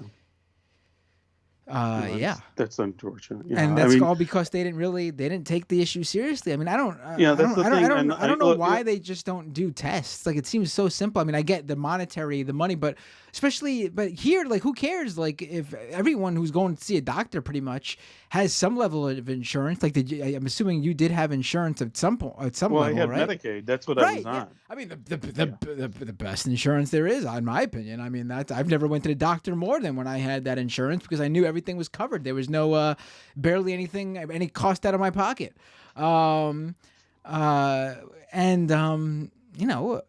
just freaking do the tests and then just send the bill over to the insurance company. Like, for Christ's sakes, I don't know why they try to get out of. Well, the other thing that's really bad about Medicaid and Medicare is that these insurance companies not the insurance company, excuse me, the billing company for hospitals will jack up the price really high, and then they'll say, well, we'll give it. We're doing a price reduction, and then they'll write it off their books. You understand what I'm saying? Right. And so, yeah, a lot of stuff is, there's a lot of scam. You talk about the scam economy. There's a lot of scams in our quote unquote legit economy. Right. A lot of it is healthcare. This is the thing. Like, we could talk about healthcare and the insurance companies being shit, which they absolutely are, and they are the major problem.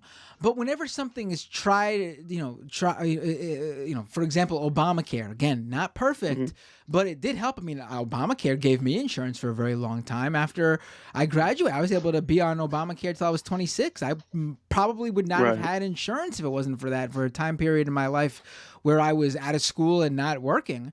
So it definitely was a positive for me and a positive for a lot of other people too. But the thing where people were constantly, oh, my doctor. I've never had an experience in my life where I had a doctor that I feared losing. Like, there has never been a medical experience so profound that in my life that I was like, I cannot let this doctor go.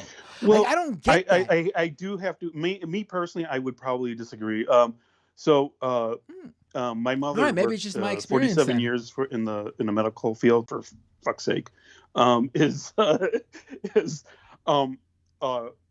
My mom, a lot of the doctors, I went to a major medical teaching university, so I prefer that.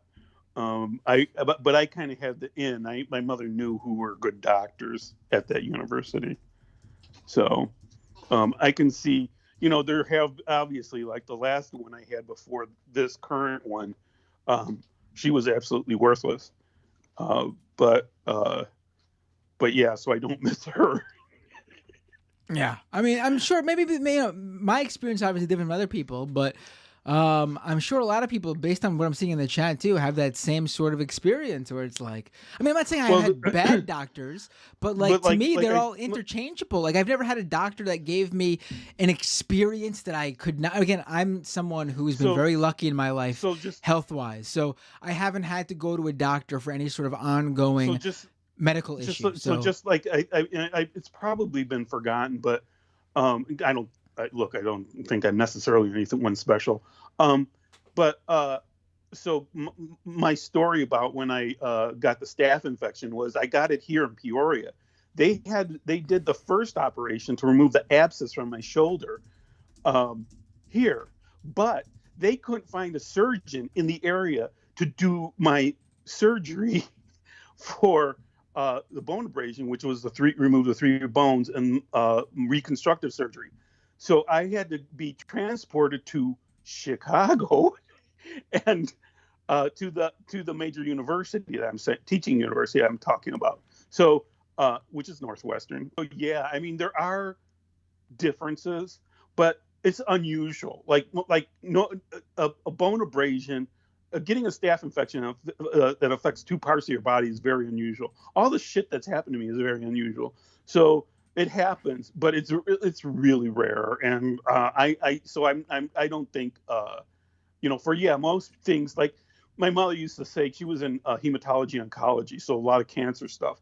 She pointed out to me, like when I was very young, this was probably in the 80s, that look, most of the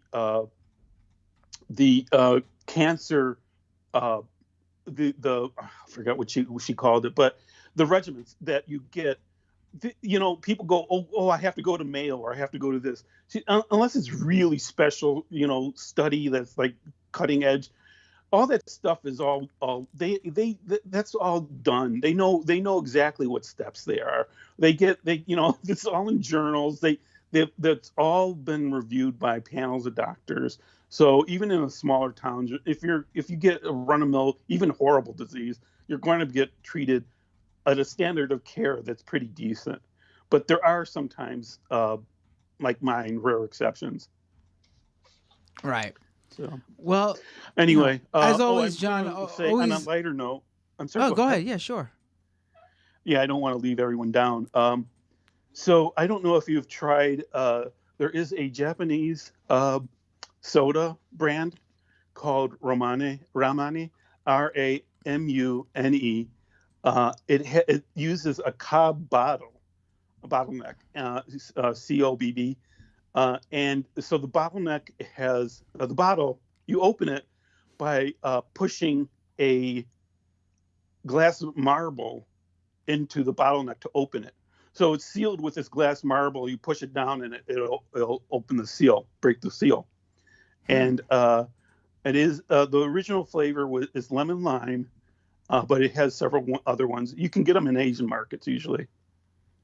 Oh, they're probably around here then, because I got a number of those. Oh, I'm sure they're in New York. I can find them here in Peoria at the Asian market that I go to. But you can; those are really good. So you should try them out, especially if you have a kid. The kids really enjoy opening the bottles because it's like a whole ritual. I'll have to check. I'll have to check it out. It sounds good. Yeah, and Inca Cola, Inca Cola, while I don't drink it anymore for obvious reasons, it's awesome. I mean, when I first had it, and I was like, oh, bubble gum, it's like yeah, it's pretty good. Yeah, it's awesome cola. So thanks for the call, John. Anyway. As always, have a great night. And listen, I'm not gonna, everything's, I'm not one of those types, but things. Yeah, I mean, look, things come and they go. The good times, um, the bad times, it's all part of life. And right, exactly. Your good times will come. Your good times will come. I'm not going to sit here and say I didn't cry over the news. Well, of course, yeah. But like a year ago, when I had the staph infection, and they told me you're going to have to get these surgeries, or you may die. You have to make these decisions and kind of face them. All right. Well, I'm glad you don't have too many choices. Right. Well, I'm glad that all worked out, and I think this will all work out too. So, have a great night, my friend. All right, you too, Matt. Keep good work. Bye. Bye. Take care. Always a pleasure talking with you. All right. It was a pleasure talking to you. Bye. Oh, we got more calls. Bunch of calls. Hold on. Here we go. I'll take this person. Sorry. A bunch of people got cut off when I took this call. Hey, what's your name? Where are you calling from? Hello? Hey, you are on the air. What's your name? Where are you calling from? Hey, it's Danny from Maryland again. Hey, Danny. What would you like to talk about? It's all good. Do you have my video up or no? I didn't realize you had a video on. Oh, I see it now. I do. You do? No, I just didn't see it because it was behind my other window. Here you go. Hey, Danny, what would you like to talk about? I've been trying to aim my light not right behind me because it messed us up last time. But no, it's perfect right now. It's coming in nice and clear. Oh, okay, great. I just quick backstory is that my role model my whole life has been my grandpa, and he was a social worker, and he helped reintroduce people to society, and he taught me from a young age, like everyone deserves another chance and everything. Yeah, it's probably why I'm here, watching like your videos and stuff like that. From Well, that not mentality. not everyone deserves a second chance, but I say, Well, yeah. you know what I mean. Right, right. Like, I know what you're saying. I'm just joking. yeah, it's not like he's like representing like the scum of the earth or whatever. He's like Right. trying to get normal people back to society, obviously. Right. Yes. The Um, people he works with, yes, definitely deserve a right. second chance. Yes. So yeah. So he was my role model, and so uh, also he loved jazz music. So like as we talk about music a lot. Like I'm into punk and stuff like you. But like as a 10-year-old, I'm listening to like like Duke Ellington and Miles Davis and shit as like a 10-year-old or whatever. But anyway, I have a little black bean coming apparently. First time. Yeah. Oh. So we're having a baby. Oh. I Yeah. was trying to see. Sorry, I should have known what you were showing me, but it was a little bit out of focus. It was a black bean, yeah. Congratulations. Congratulations. Well, thank you. Thank That's you. awesome. That's new for me. Not a thing I'm used to, but I'm excited. So because of that, I've always loved the name anyway, but like it's also a nice shout out to my grandpa, who sort of informed my politics a lot. So I don't know. I thought it was like a brief little bit of positivity. No, good call to have after. I don't want to say Yeah. depressing call because it was Right. No, it was a very good call. Yes, but good to yeah. have different a different story, a different story Yeah. altogether. Yeah, I felt weird like following up with that. I was like, I tried to call him right, before that, and I don't know. I was wondering like because we found out it is a boy, so like if it was a girl, we were still debating names, but it's a boy, and we were both like, yeah, Miles, that's the one. So. Well, congratulations. There you go. You have it Yeah. down pat. Sounds good. Are boys or girls easier? Do you know? I know you have two. I have a boy and I have a girl. What's easier? I want to know. I would say the boy was harder as a baby, but that I'm going to chalk up to as it being our firstborn, and things were just Fair harder enough. because we weren't inexperienced. But in terms of, I think the girl is more difficult. The boy is Really? much Okay. more. The boy is much more accommodating to what we ask of him. Interesting. The girl is Okay. not. The girl is not. Yeah. Uh, And that could also just be like, it might not be a consistent thing, but it's interesting. I'm trying to survey people. I want to know, all my friends are having kids at the same time, but most of them are having girls right now. So like, I'm like one of two are having boys. So I don't know. there you go. Yeah. Yeah. you know. I'm sorry. Someone is there. Apparently, we are getting trolls up in the chat right now. Hold on. I We didn't know got. that. Oh, I see. It's a bunch of men's rights guys. Men Oh, going their own cool. way guys. Oh, They're hype. trying to spell out the derogatory F word for gay people.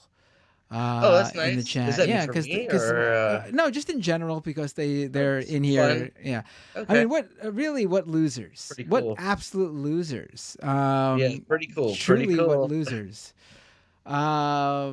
Imagine spending your night in a chat on YouTube Yeah. that doesn't even have more than 100 or so viewers. Yeah, like And I gotta you're wake up just in 4 hours, spamming. but I just wanted to share some positive news. I don't know. Yeah, and you're just spamming. I mean, literally, what a sad person. And That's it's gross. definitely like the same one or two people too, because they all have the same similar screen names. Very sad yeah. individuals. They must. I mean, they're incels clearly, because they're men going their own way. They have no life, and they will never know what it feels like to have a child, like I do, and like you will, because they are big old sad failures at everything they do in life. It is quite sad. And Yeah. so like I have always enjoyed like that you covered like the Gamergate stuff or whatever. I've told you that before. But I think a part of it is that like I did have I was good at one nerd thing, and that's Super Smash Brothers, Brawl. I played in national tournaments or whatever, so I had a lot of young men uh, who needed my help to get to these tournaments, and I would I would bring them with me, and like it was just like a community thing, and so like that's why my rival, like the person I love roasting the most is Jordan Peterson because he's so bad for them. You know what I mean? And I think it's important to be like a good role model for like because I was like 25. Some of these guys were 18 and stuff. They're a little younger than me, but they needed rides and stuff. And I try to be a good example to them, you know. So like that's why I can't stand that type of person who, sort of elevates that incel behavior. You know, it's especially gross. You know what I mean? Right. Yeah, that's gross. So Yeah, now you they're know. now they're spamming different words. So I'm just gonna ignore them at this point. I'm just enjoying going through and reporting each one. Fair enough. I guess that's how you gotta do it tonight. I don't know.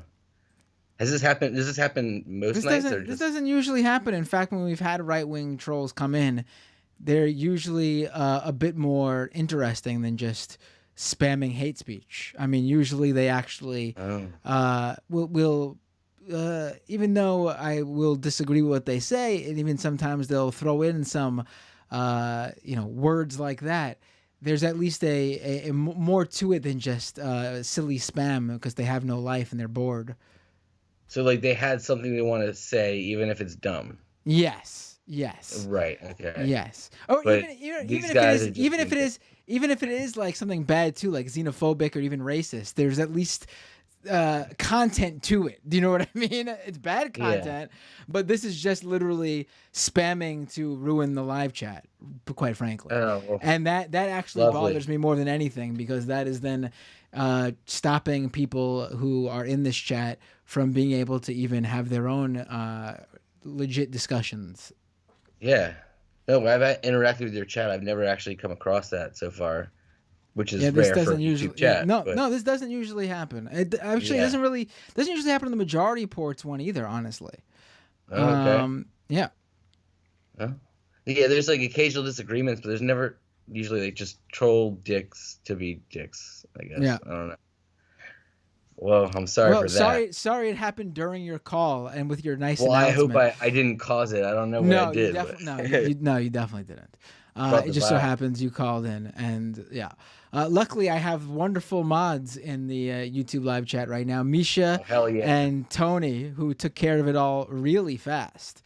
But Yeah, remember, nice. everyone, don't just hide the message. Don't just put them in timeout.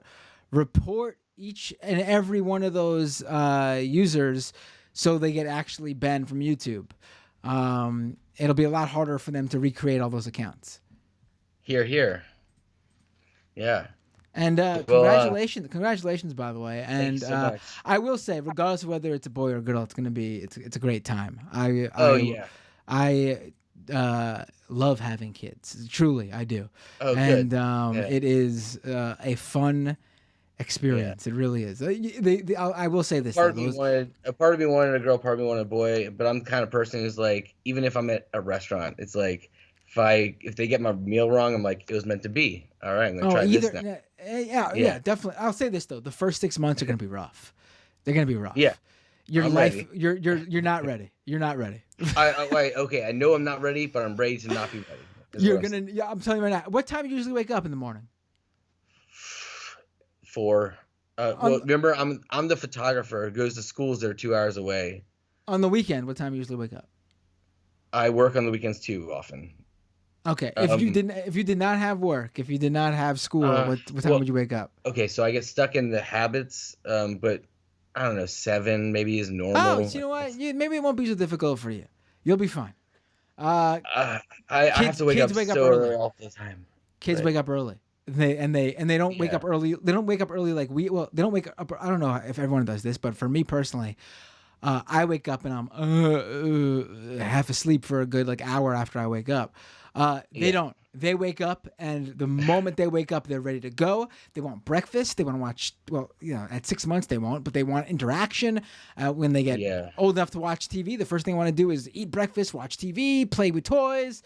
They're ready to go when they wake up. It's not a process like it is for us where we wake up and let's take it slow for those first couple of minutes.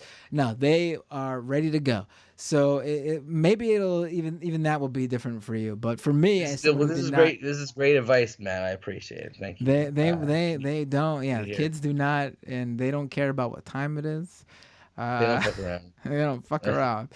And they will wake up, those first couple of months too. It's they feed every, I think it's 2 hours.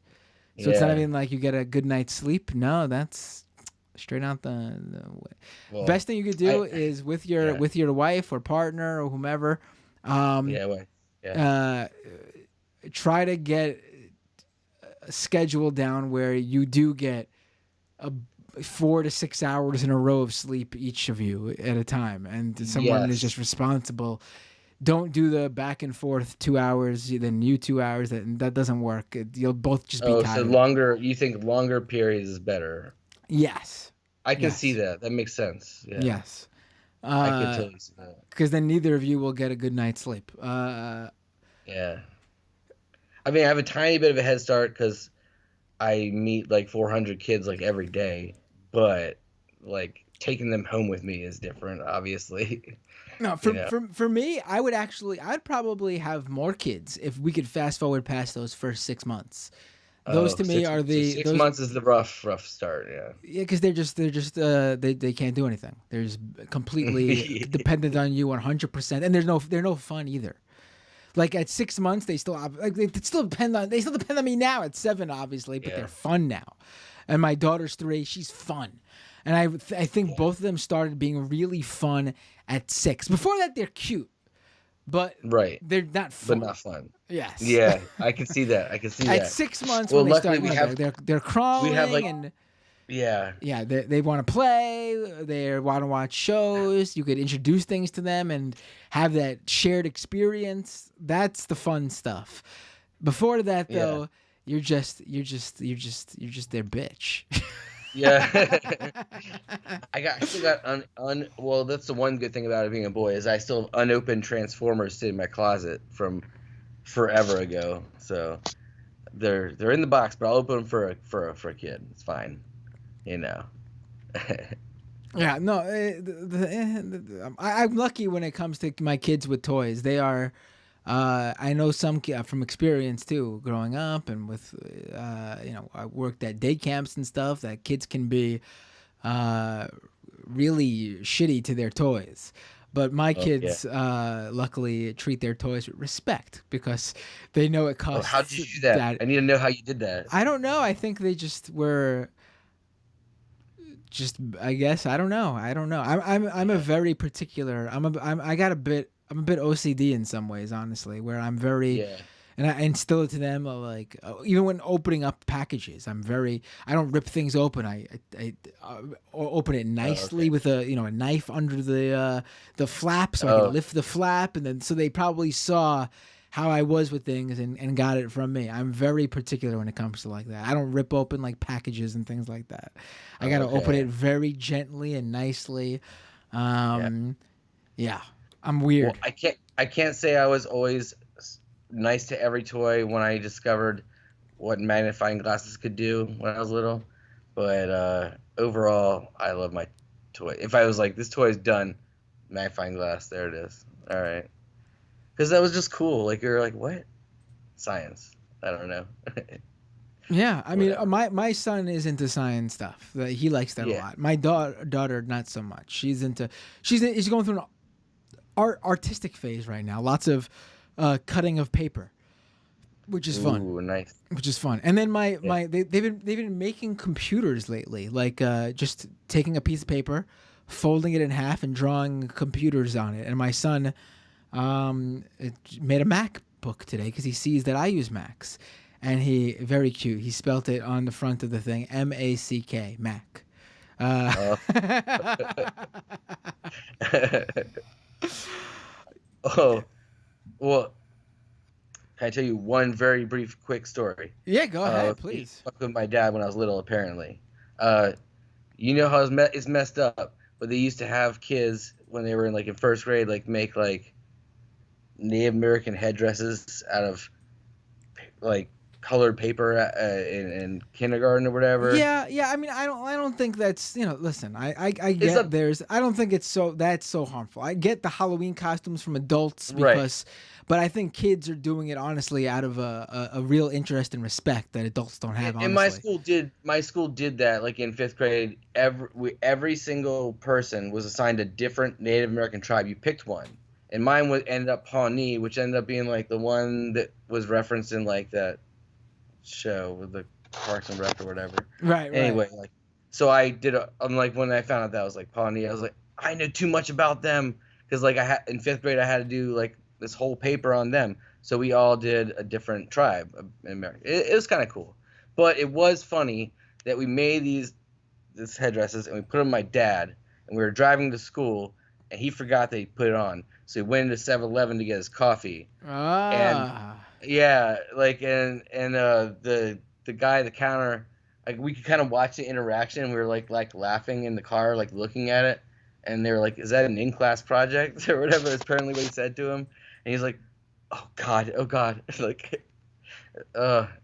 That's funny. That's fun. But you know what? Times. Again, I think Yeah. it was clear that it was a father doing things with their kids, and he just, Right. No, definitely. Parents get tired and stressed out and don't realize. I've done. I can't think of anything off the top of my head, but I'm sure if you've caught me on certain days out with my kids, you guys would not recognize me. Like just today, my daughter, for absolutely no reason, first time she ever did this, she didn't want to hold my hand when crossing the street when I picked them up from school. And I had to yell at her. I try not to do that, so I had to yell at her. I had to seriously, very angrily yell at her in public, on a street corner in public. And I'm sure if you guys, one of you guys were walking by, you would have not recognized me. You would have seen a new side of me. Yeah, no, I feel like you would get, well, at least your media appearance or whatever, you used to get angrier a little more often way back, from what I can tell. Okay, the things that set you off in the past, from what I've seen, were old clips in the Majority Report, where someone's being super anti-gay or whatever. Sometimes you would just load off on them, and it was nice. I like Right. that. It was good to see that. I would say too. I still have that, Yeah. obviously, but I think I've come Right. to the conclusion that the better response is Yeah. getting angry gives them in some sense a reaction that they would like. Yeah, Like same totally. reason why if you watched me on on Tim Pool's show, they were so angry You're at very me reserved. because You're they very weren't reserved. they weren't getting that reaction. And the one or two times where I got a little bit loud because I was getting frustrated, you could tell that they were like, "Oh, we're gonna get him there, and they just never did. But you can't you can't let them get to you. I know they do, and it's Yeah. easier said than done from someone who isn't the exact target all the time, especially when it comes to LGBT people or people of color, but just can't give them the reaction. You can easily own Yeah. them, shut them down, put them on the spot in various other ways that will satisfy that anger, but you can't let them get the satisfaction of you getting visibly angry.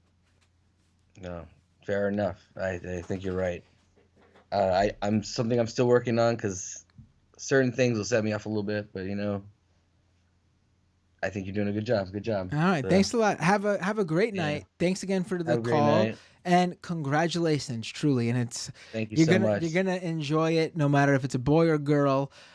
You're gonna even enjoy those first 6 months, but get past those first 6 months, but and you are somewhat in smooth retrospect. sailing. And you are smooth sailing. Retrospect. Yeah. Yes. Sure. All right. Well, one more last thing is that David Jamaica's my favorite. Just something about his personality just cheers me up. Yeah, Even he's he's talking great. about dark shit. he has the best attitude. I love that guy. Anyway, He's great. Take care. Have a great night. Have a good night. Bye. All right, I'm gonna take 2 more calls. Let's say. Hey, what's your name? Where you calling from? Hello? Oh, it's Cameron. How you doing, my friend? God Hello? damn it. Hello? Hello. Yeah, you are on the air, Cameron. What's up? Can you hear me? I can hear you. Can you hear me? So you can hear me? I can hear you. Yes.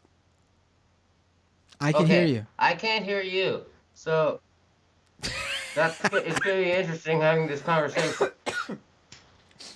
Cameron is now lighting 3 cigarettes in his mouth at once. But going forward, we'll just do it with me not hearing you and you hear me. Okay, go ahead. For a little bit, though. I have some interesting... Go ahead. I bought a new microphone to try and sound like, looks like a podcast microphone. Oh, yeah. So I tried to get it to sound better. And I don't know if it sounds better. We'll see. Do you have because I can't hear. And yeah, you that's can't. probably... I can't talk to you, right? But, no, shut up, Matt. I'm trying to talk. I wanted to have some important news for you. Wait, why are you relighting your cigarettes? They were already lit. You can't hear me.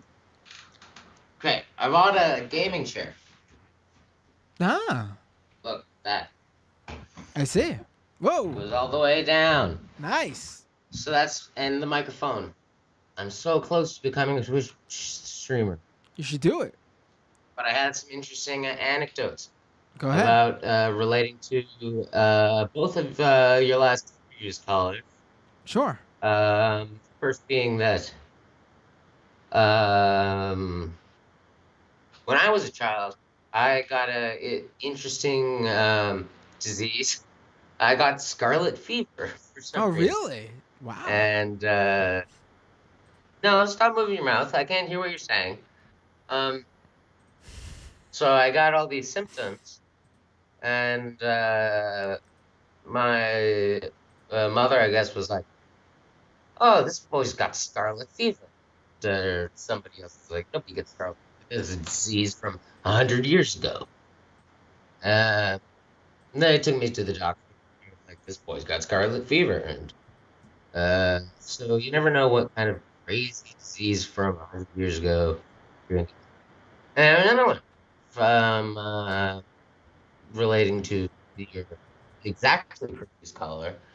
I told that when I was a young kid, we were out at the mall once, and I was like, apparently saying, "Oh, look at that brown guy.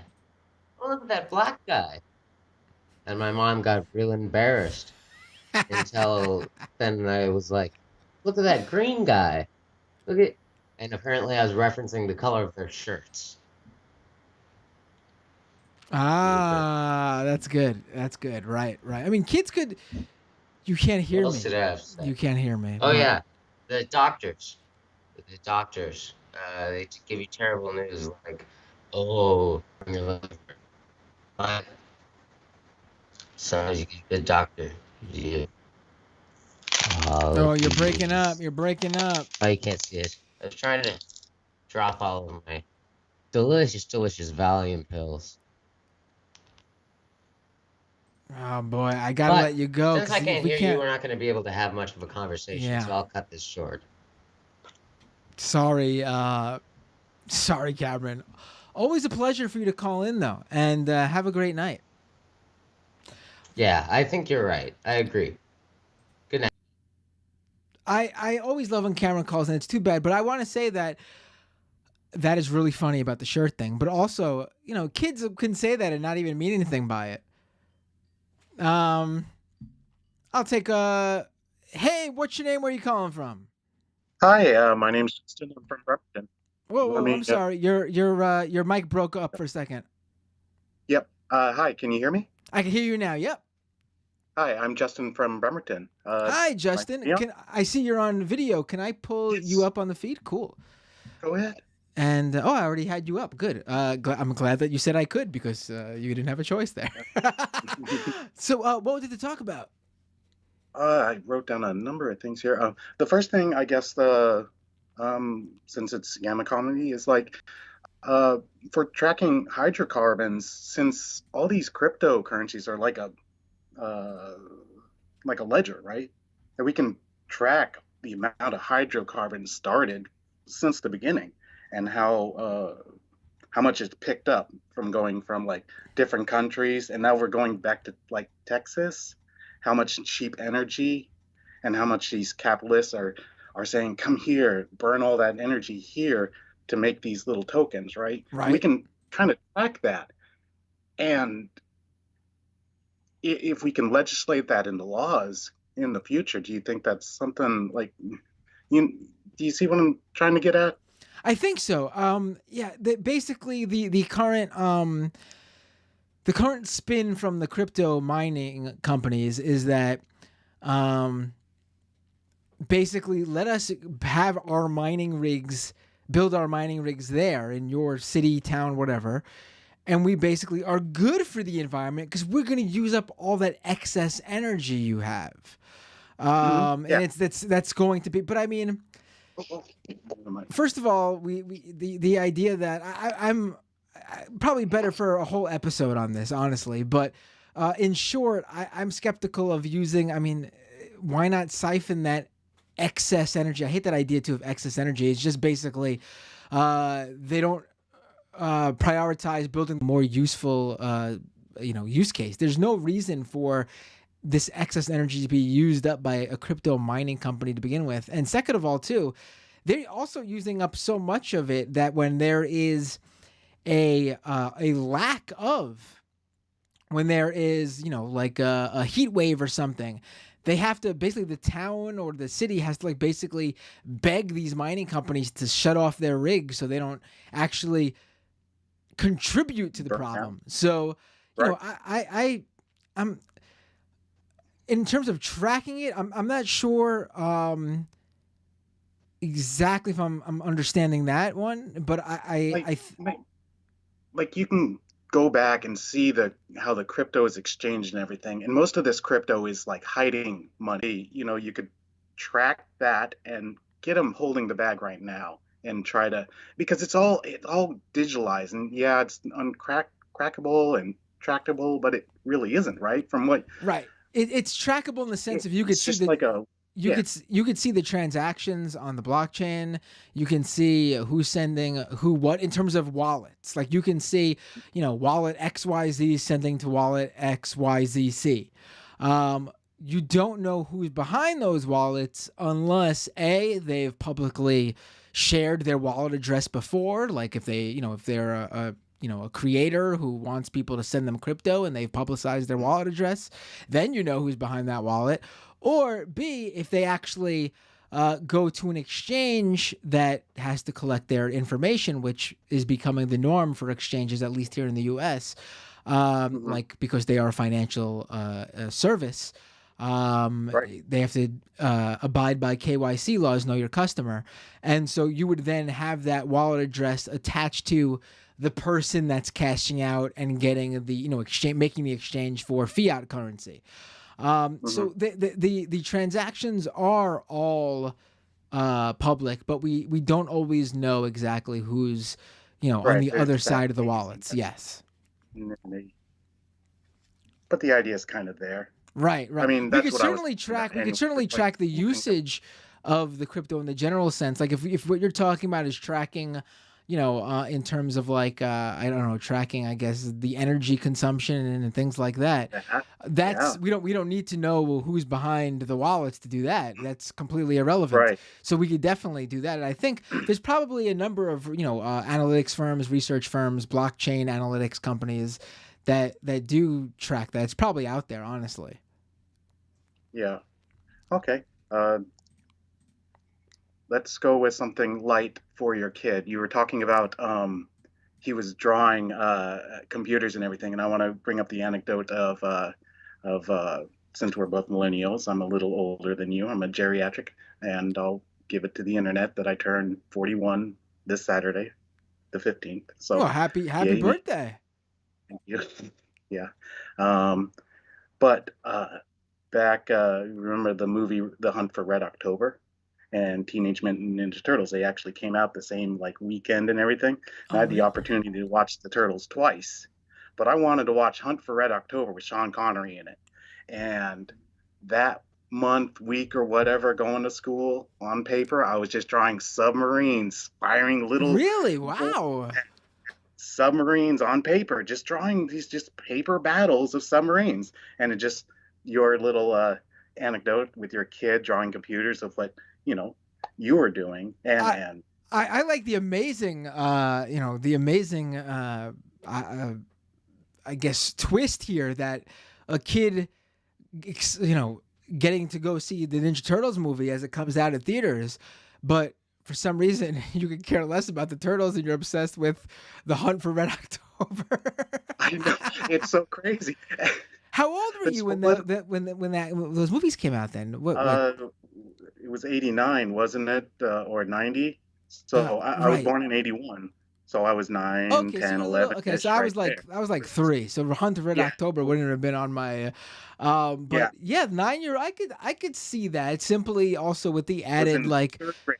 Yeah, third grade. The added allure of like you can't go see the Hunt for Red October. So why can't I, That was the thing too, is that I remember the concessor or whatever talking to my parents, say, they got the Ninja Turtles next door that your kids can go and watch and everything.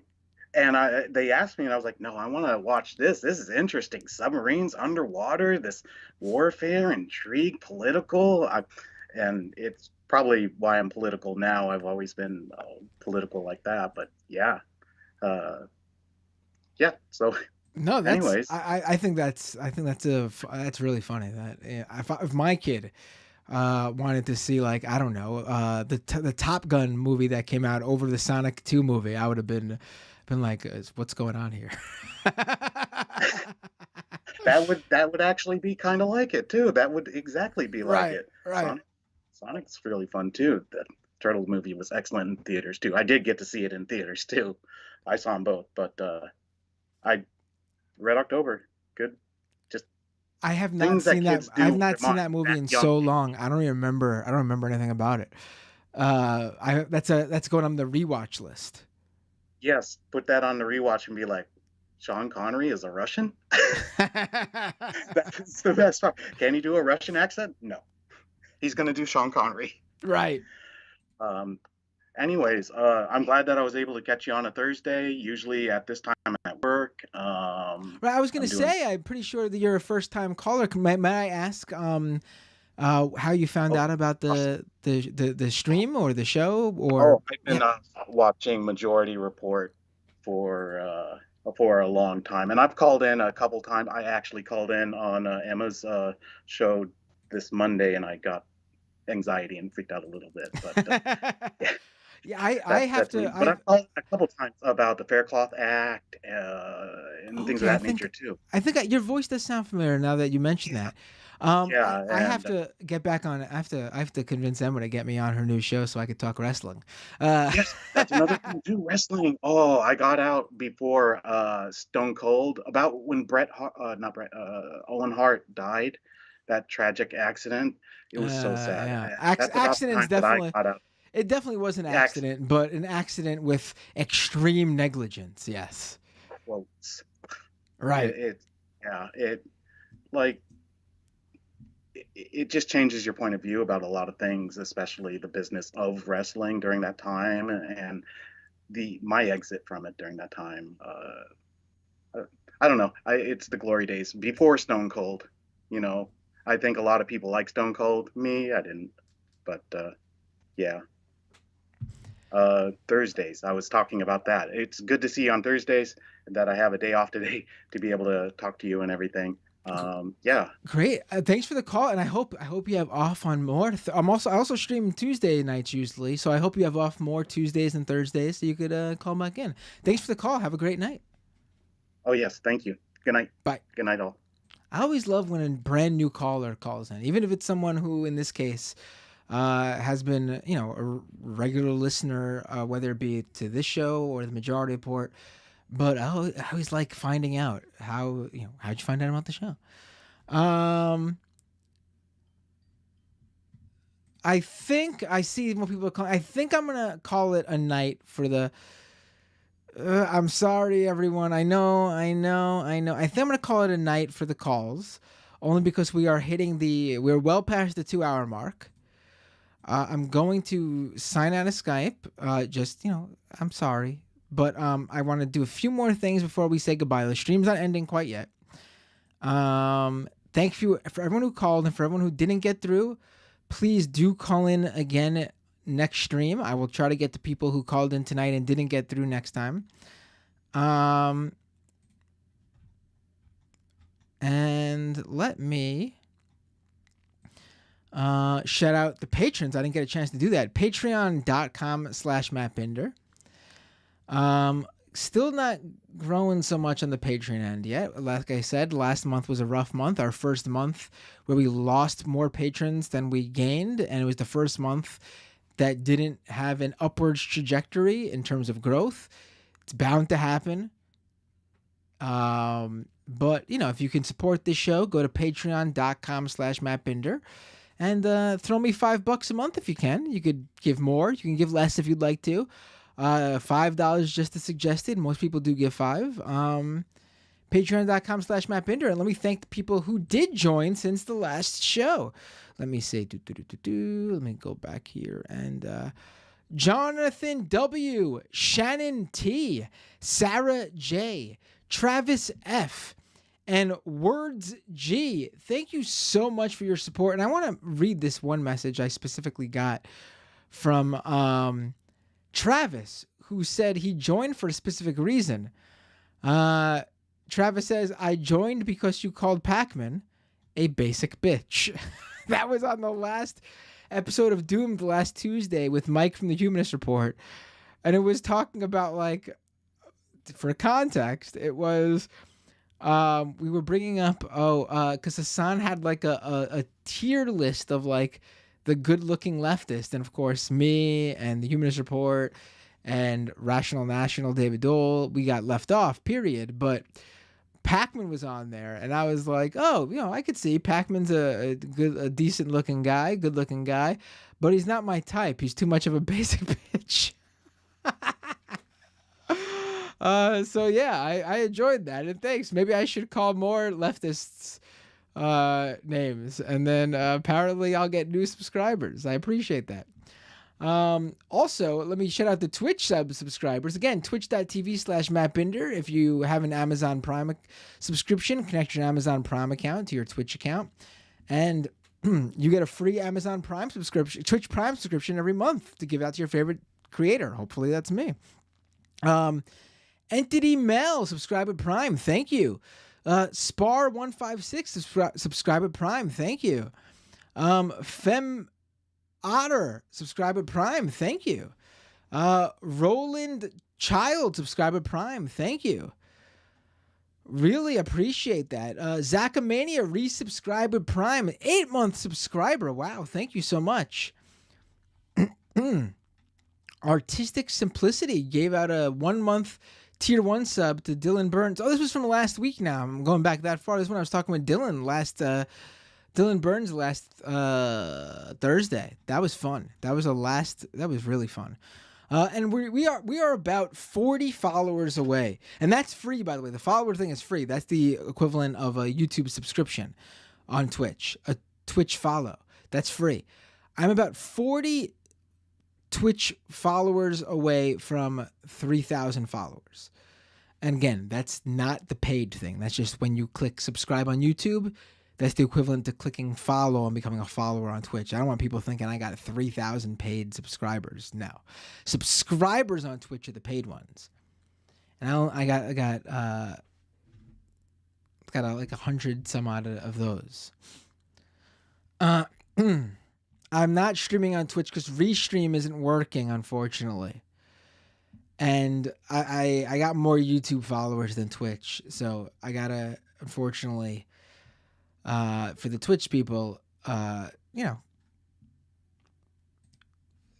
YouTubers come first for now. When I got to pick between the two. Tripod with a super chat. Chris Day, serious question. What happened at AOC's town hall with the Rando Tulsi supporter? I was going to play that clip, but it's too late. I'm feeling tired. I can't really cover it good enough, and that's like a clip-worthy thing. I'll have to get to it. Maybe I'll do a stand-alone, or maybe I'll get to it on Tuesday. But, yeah, see? If I try to cover it now, I'm just going to not be good. And it's going to be a waste of a clip, honestly. I'm sorry. But I enjoy Chris Cuomo Day for the replacement of Columbus Day. Probably just as bad, or not just as bad. Don't want to downplay Columbus's terribleness, but Boudica with a $10 super chat. Thank you. Congratulations, life is good. Oh, I think that was to the lucky caller who's expecting. Really, congratulations, seriously. And again, thanks to Tony and Misha for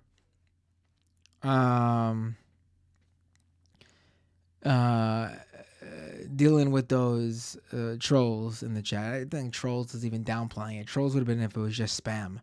Literally fucking homophobic racists, quite frankly, based on the words they were using. There we go. We got the adult website spammers, which I prefer to the racist, homophobic spammers. So, folks, patreon.com/MattBinder, youtube.com/MattBinder, twitch.tv/MattBinder. If you haven't left a review for Doomed or Scam Economy on Apple Podcasts or Spotify, be sure to go do that. Follow me on Twitter @MattBinder. And I will see you all next time on the Scam Economy. Or Doomed, or wherever you tune in. And hopefully Restream will be working, and I'll see you all on Twitch too. Have a great night.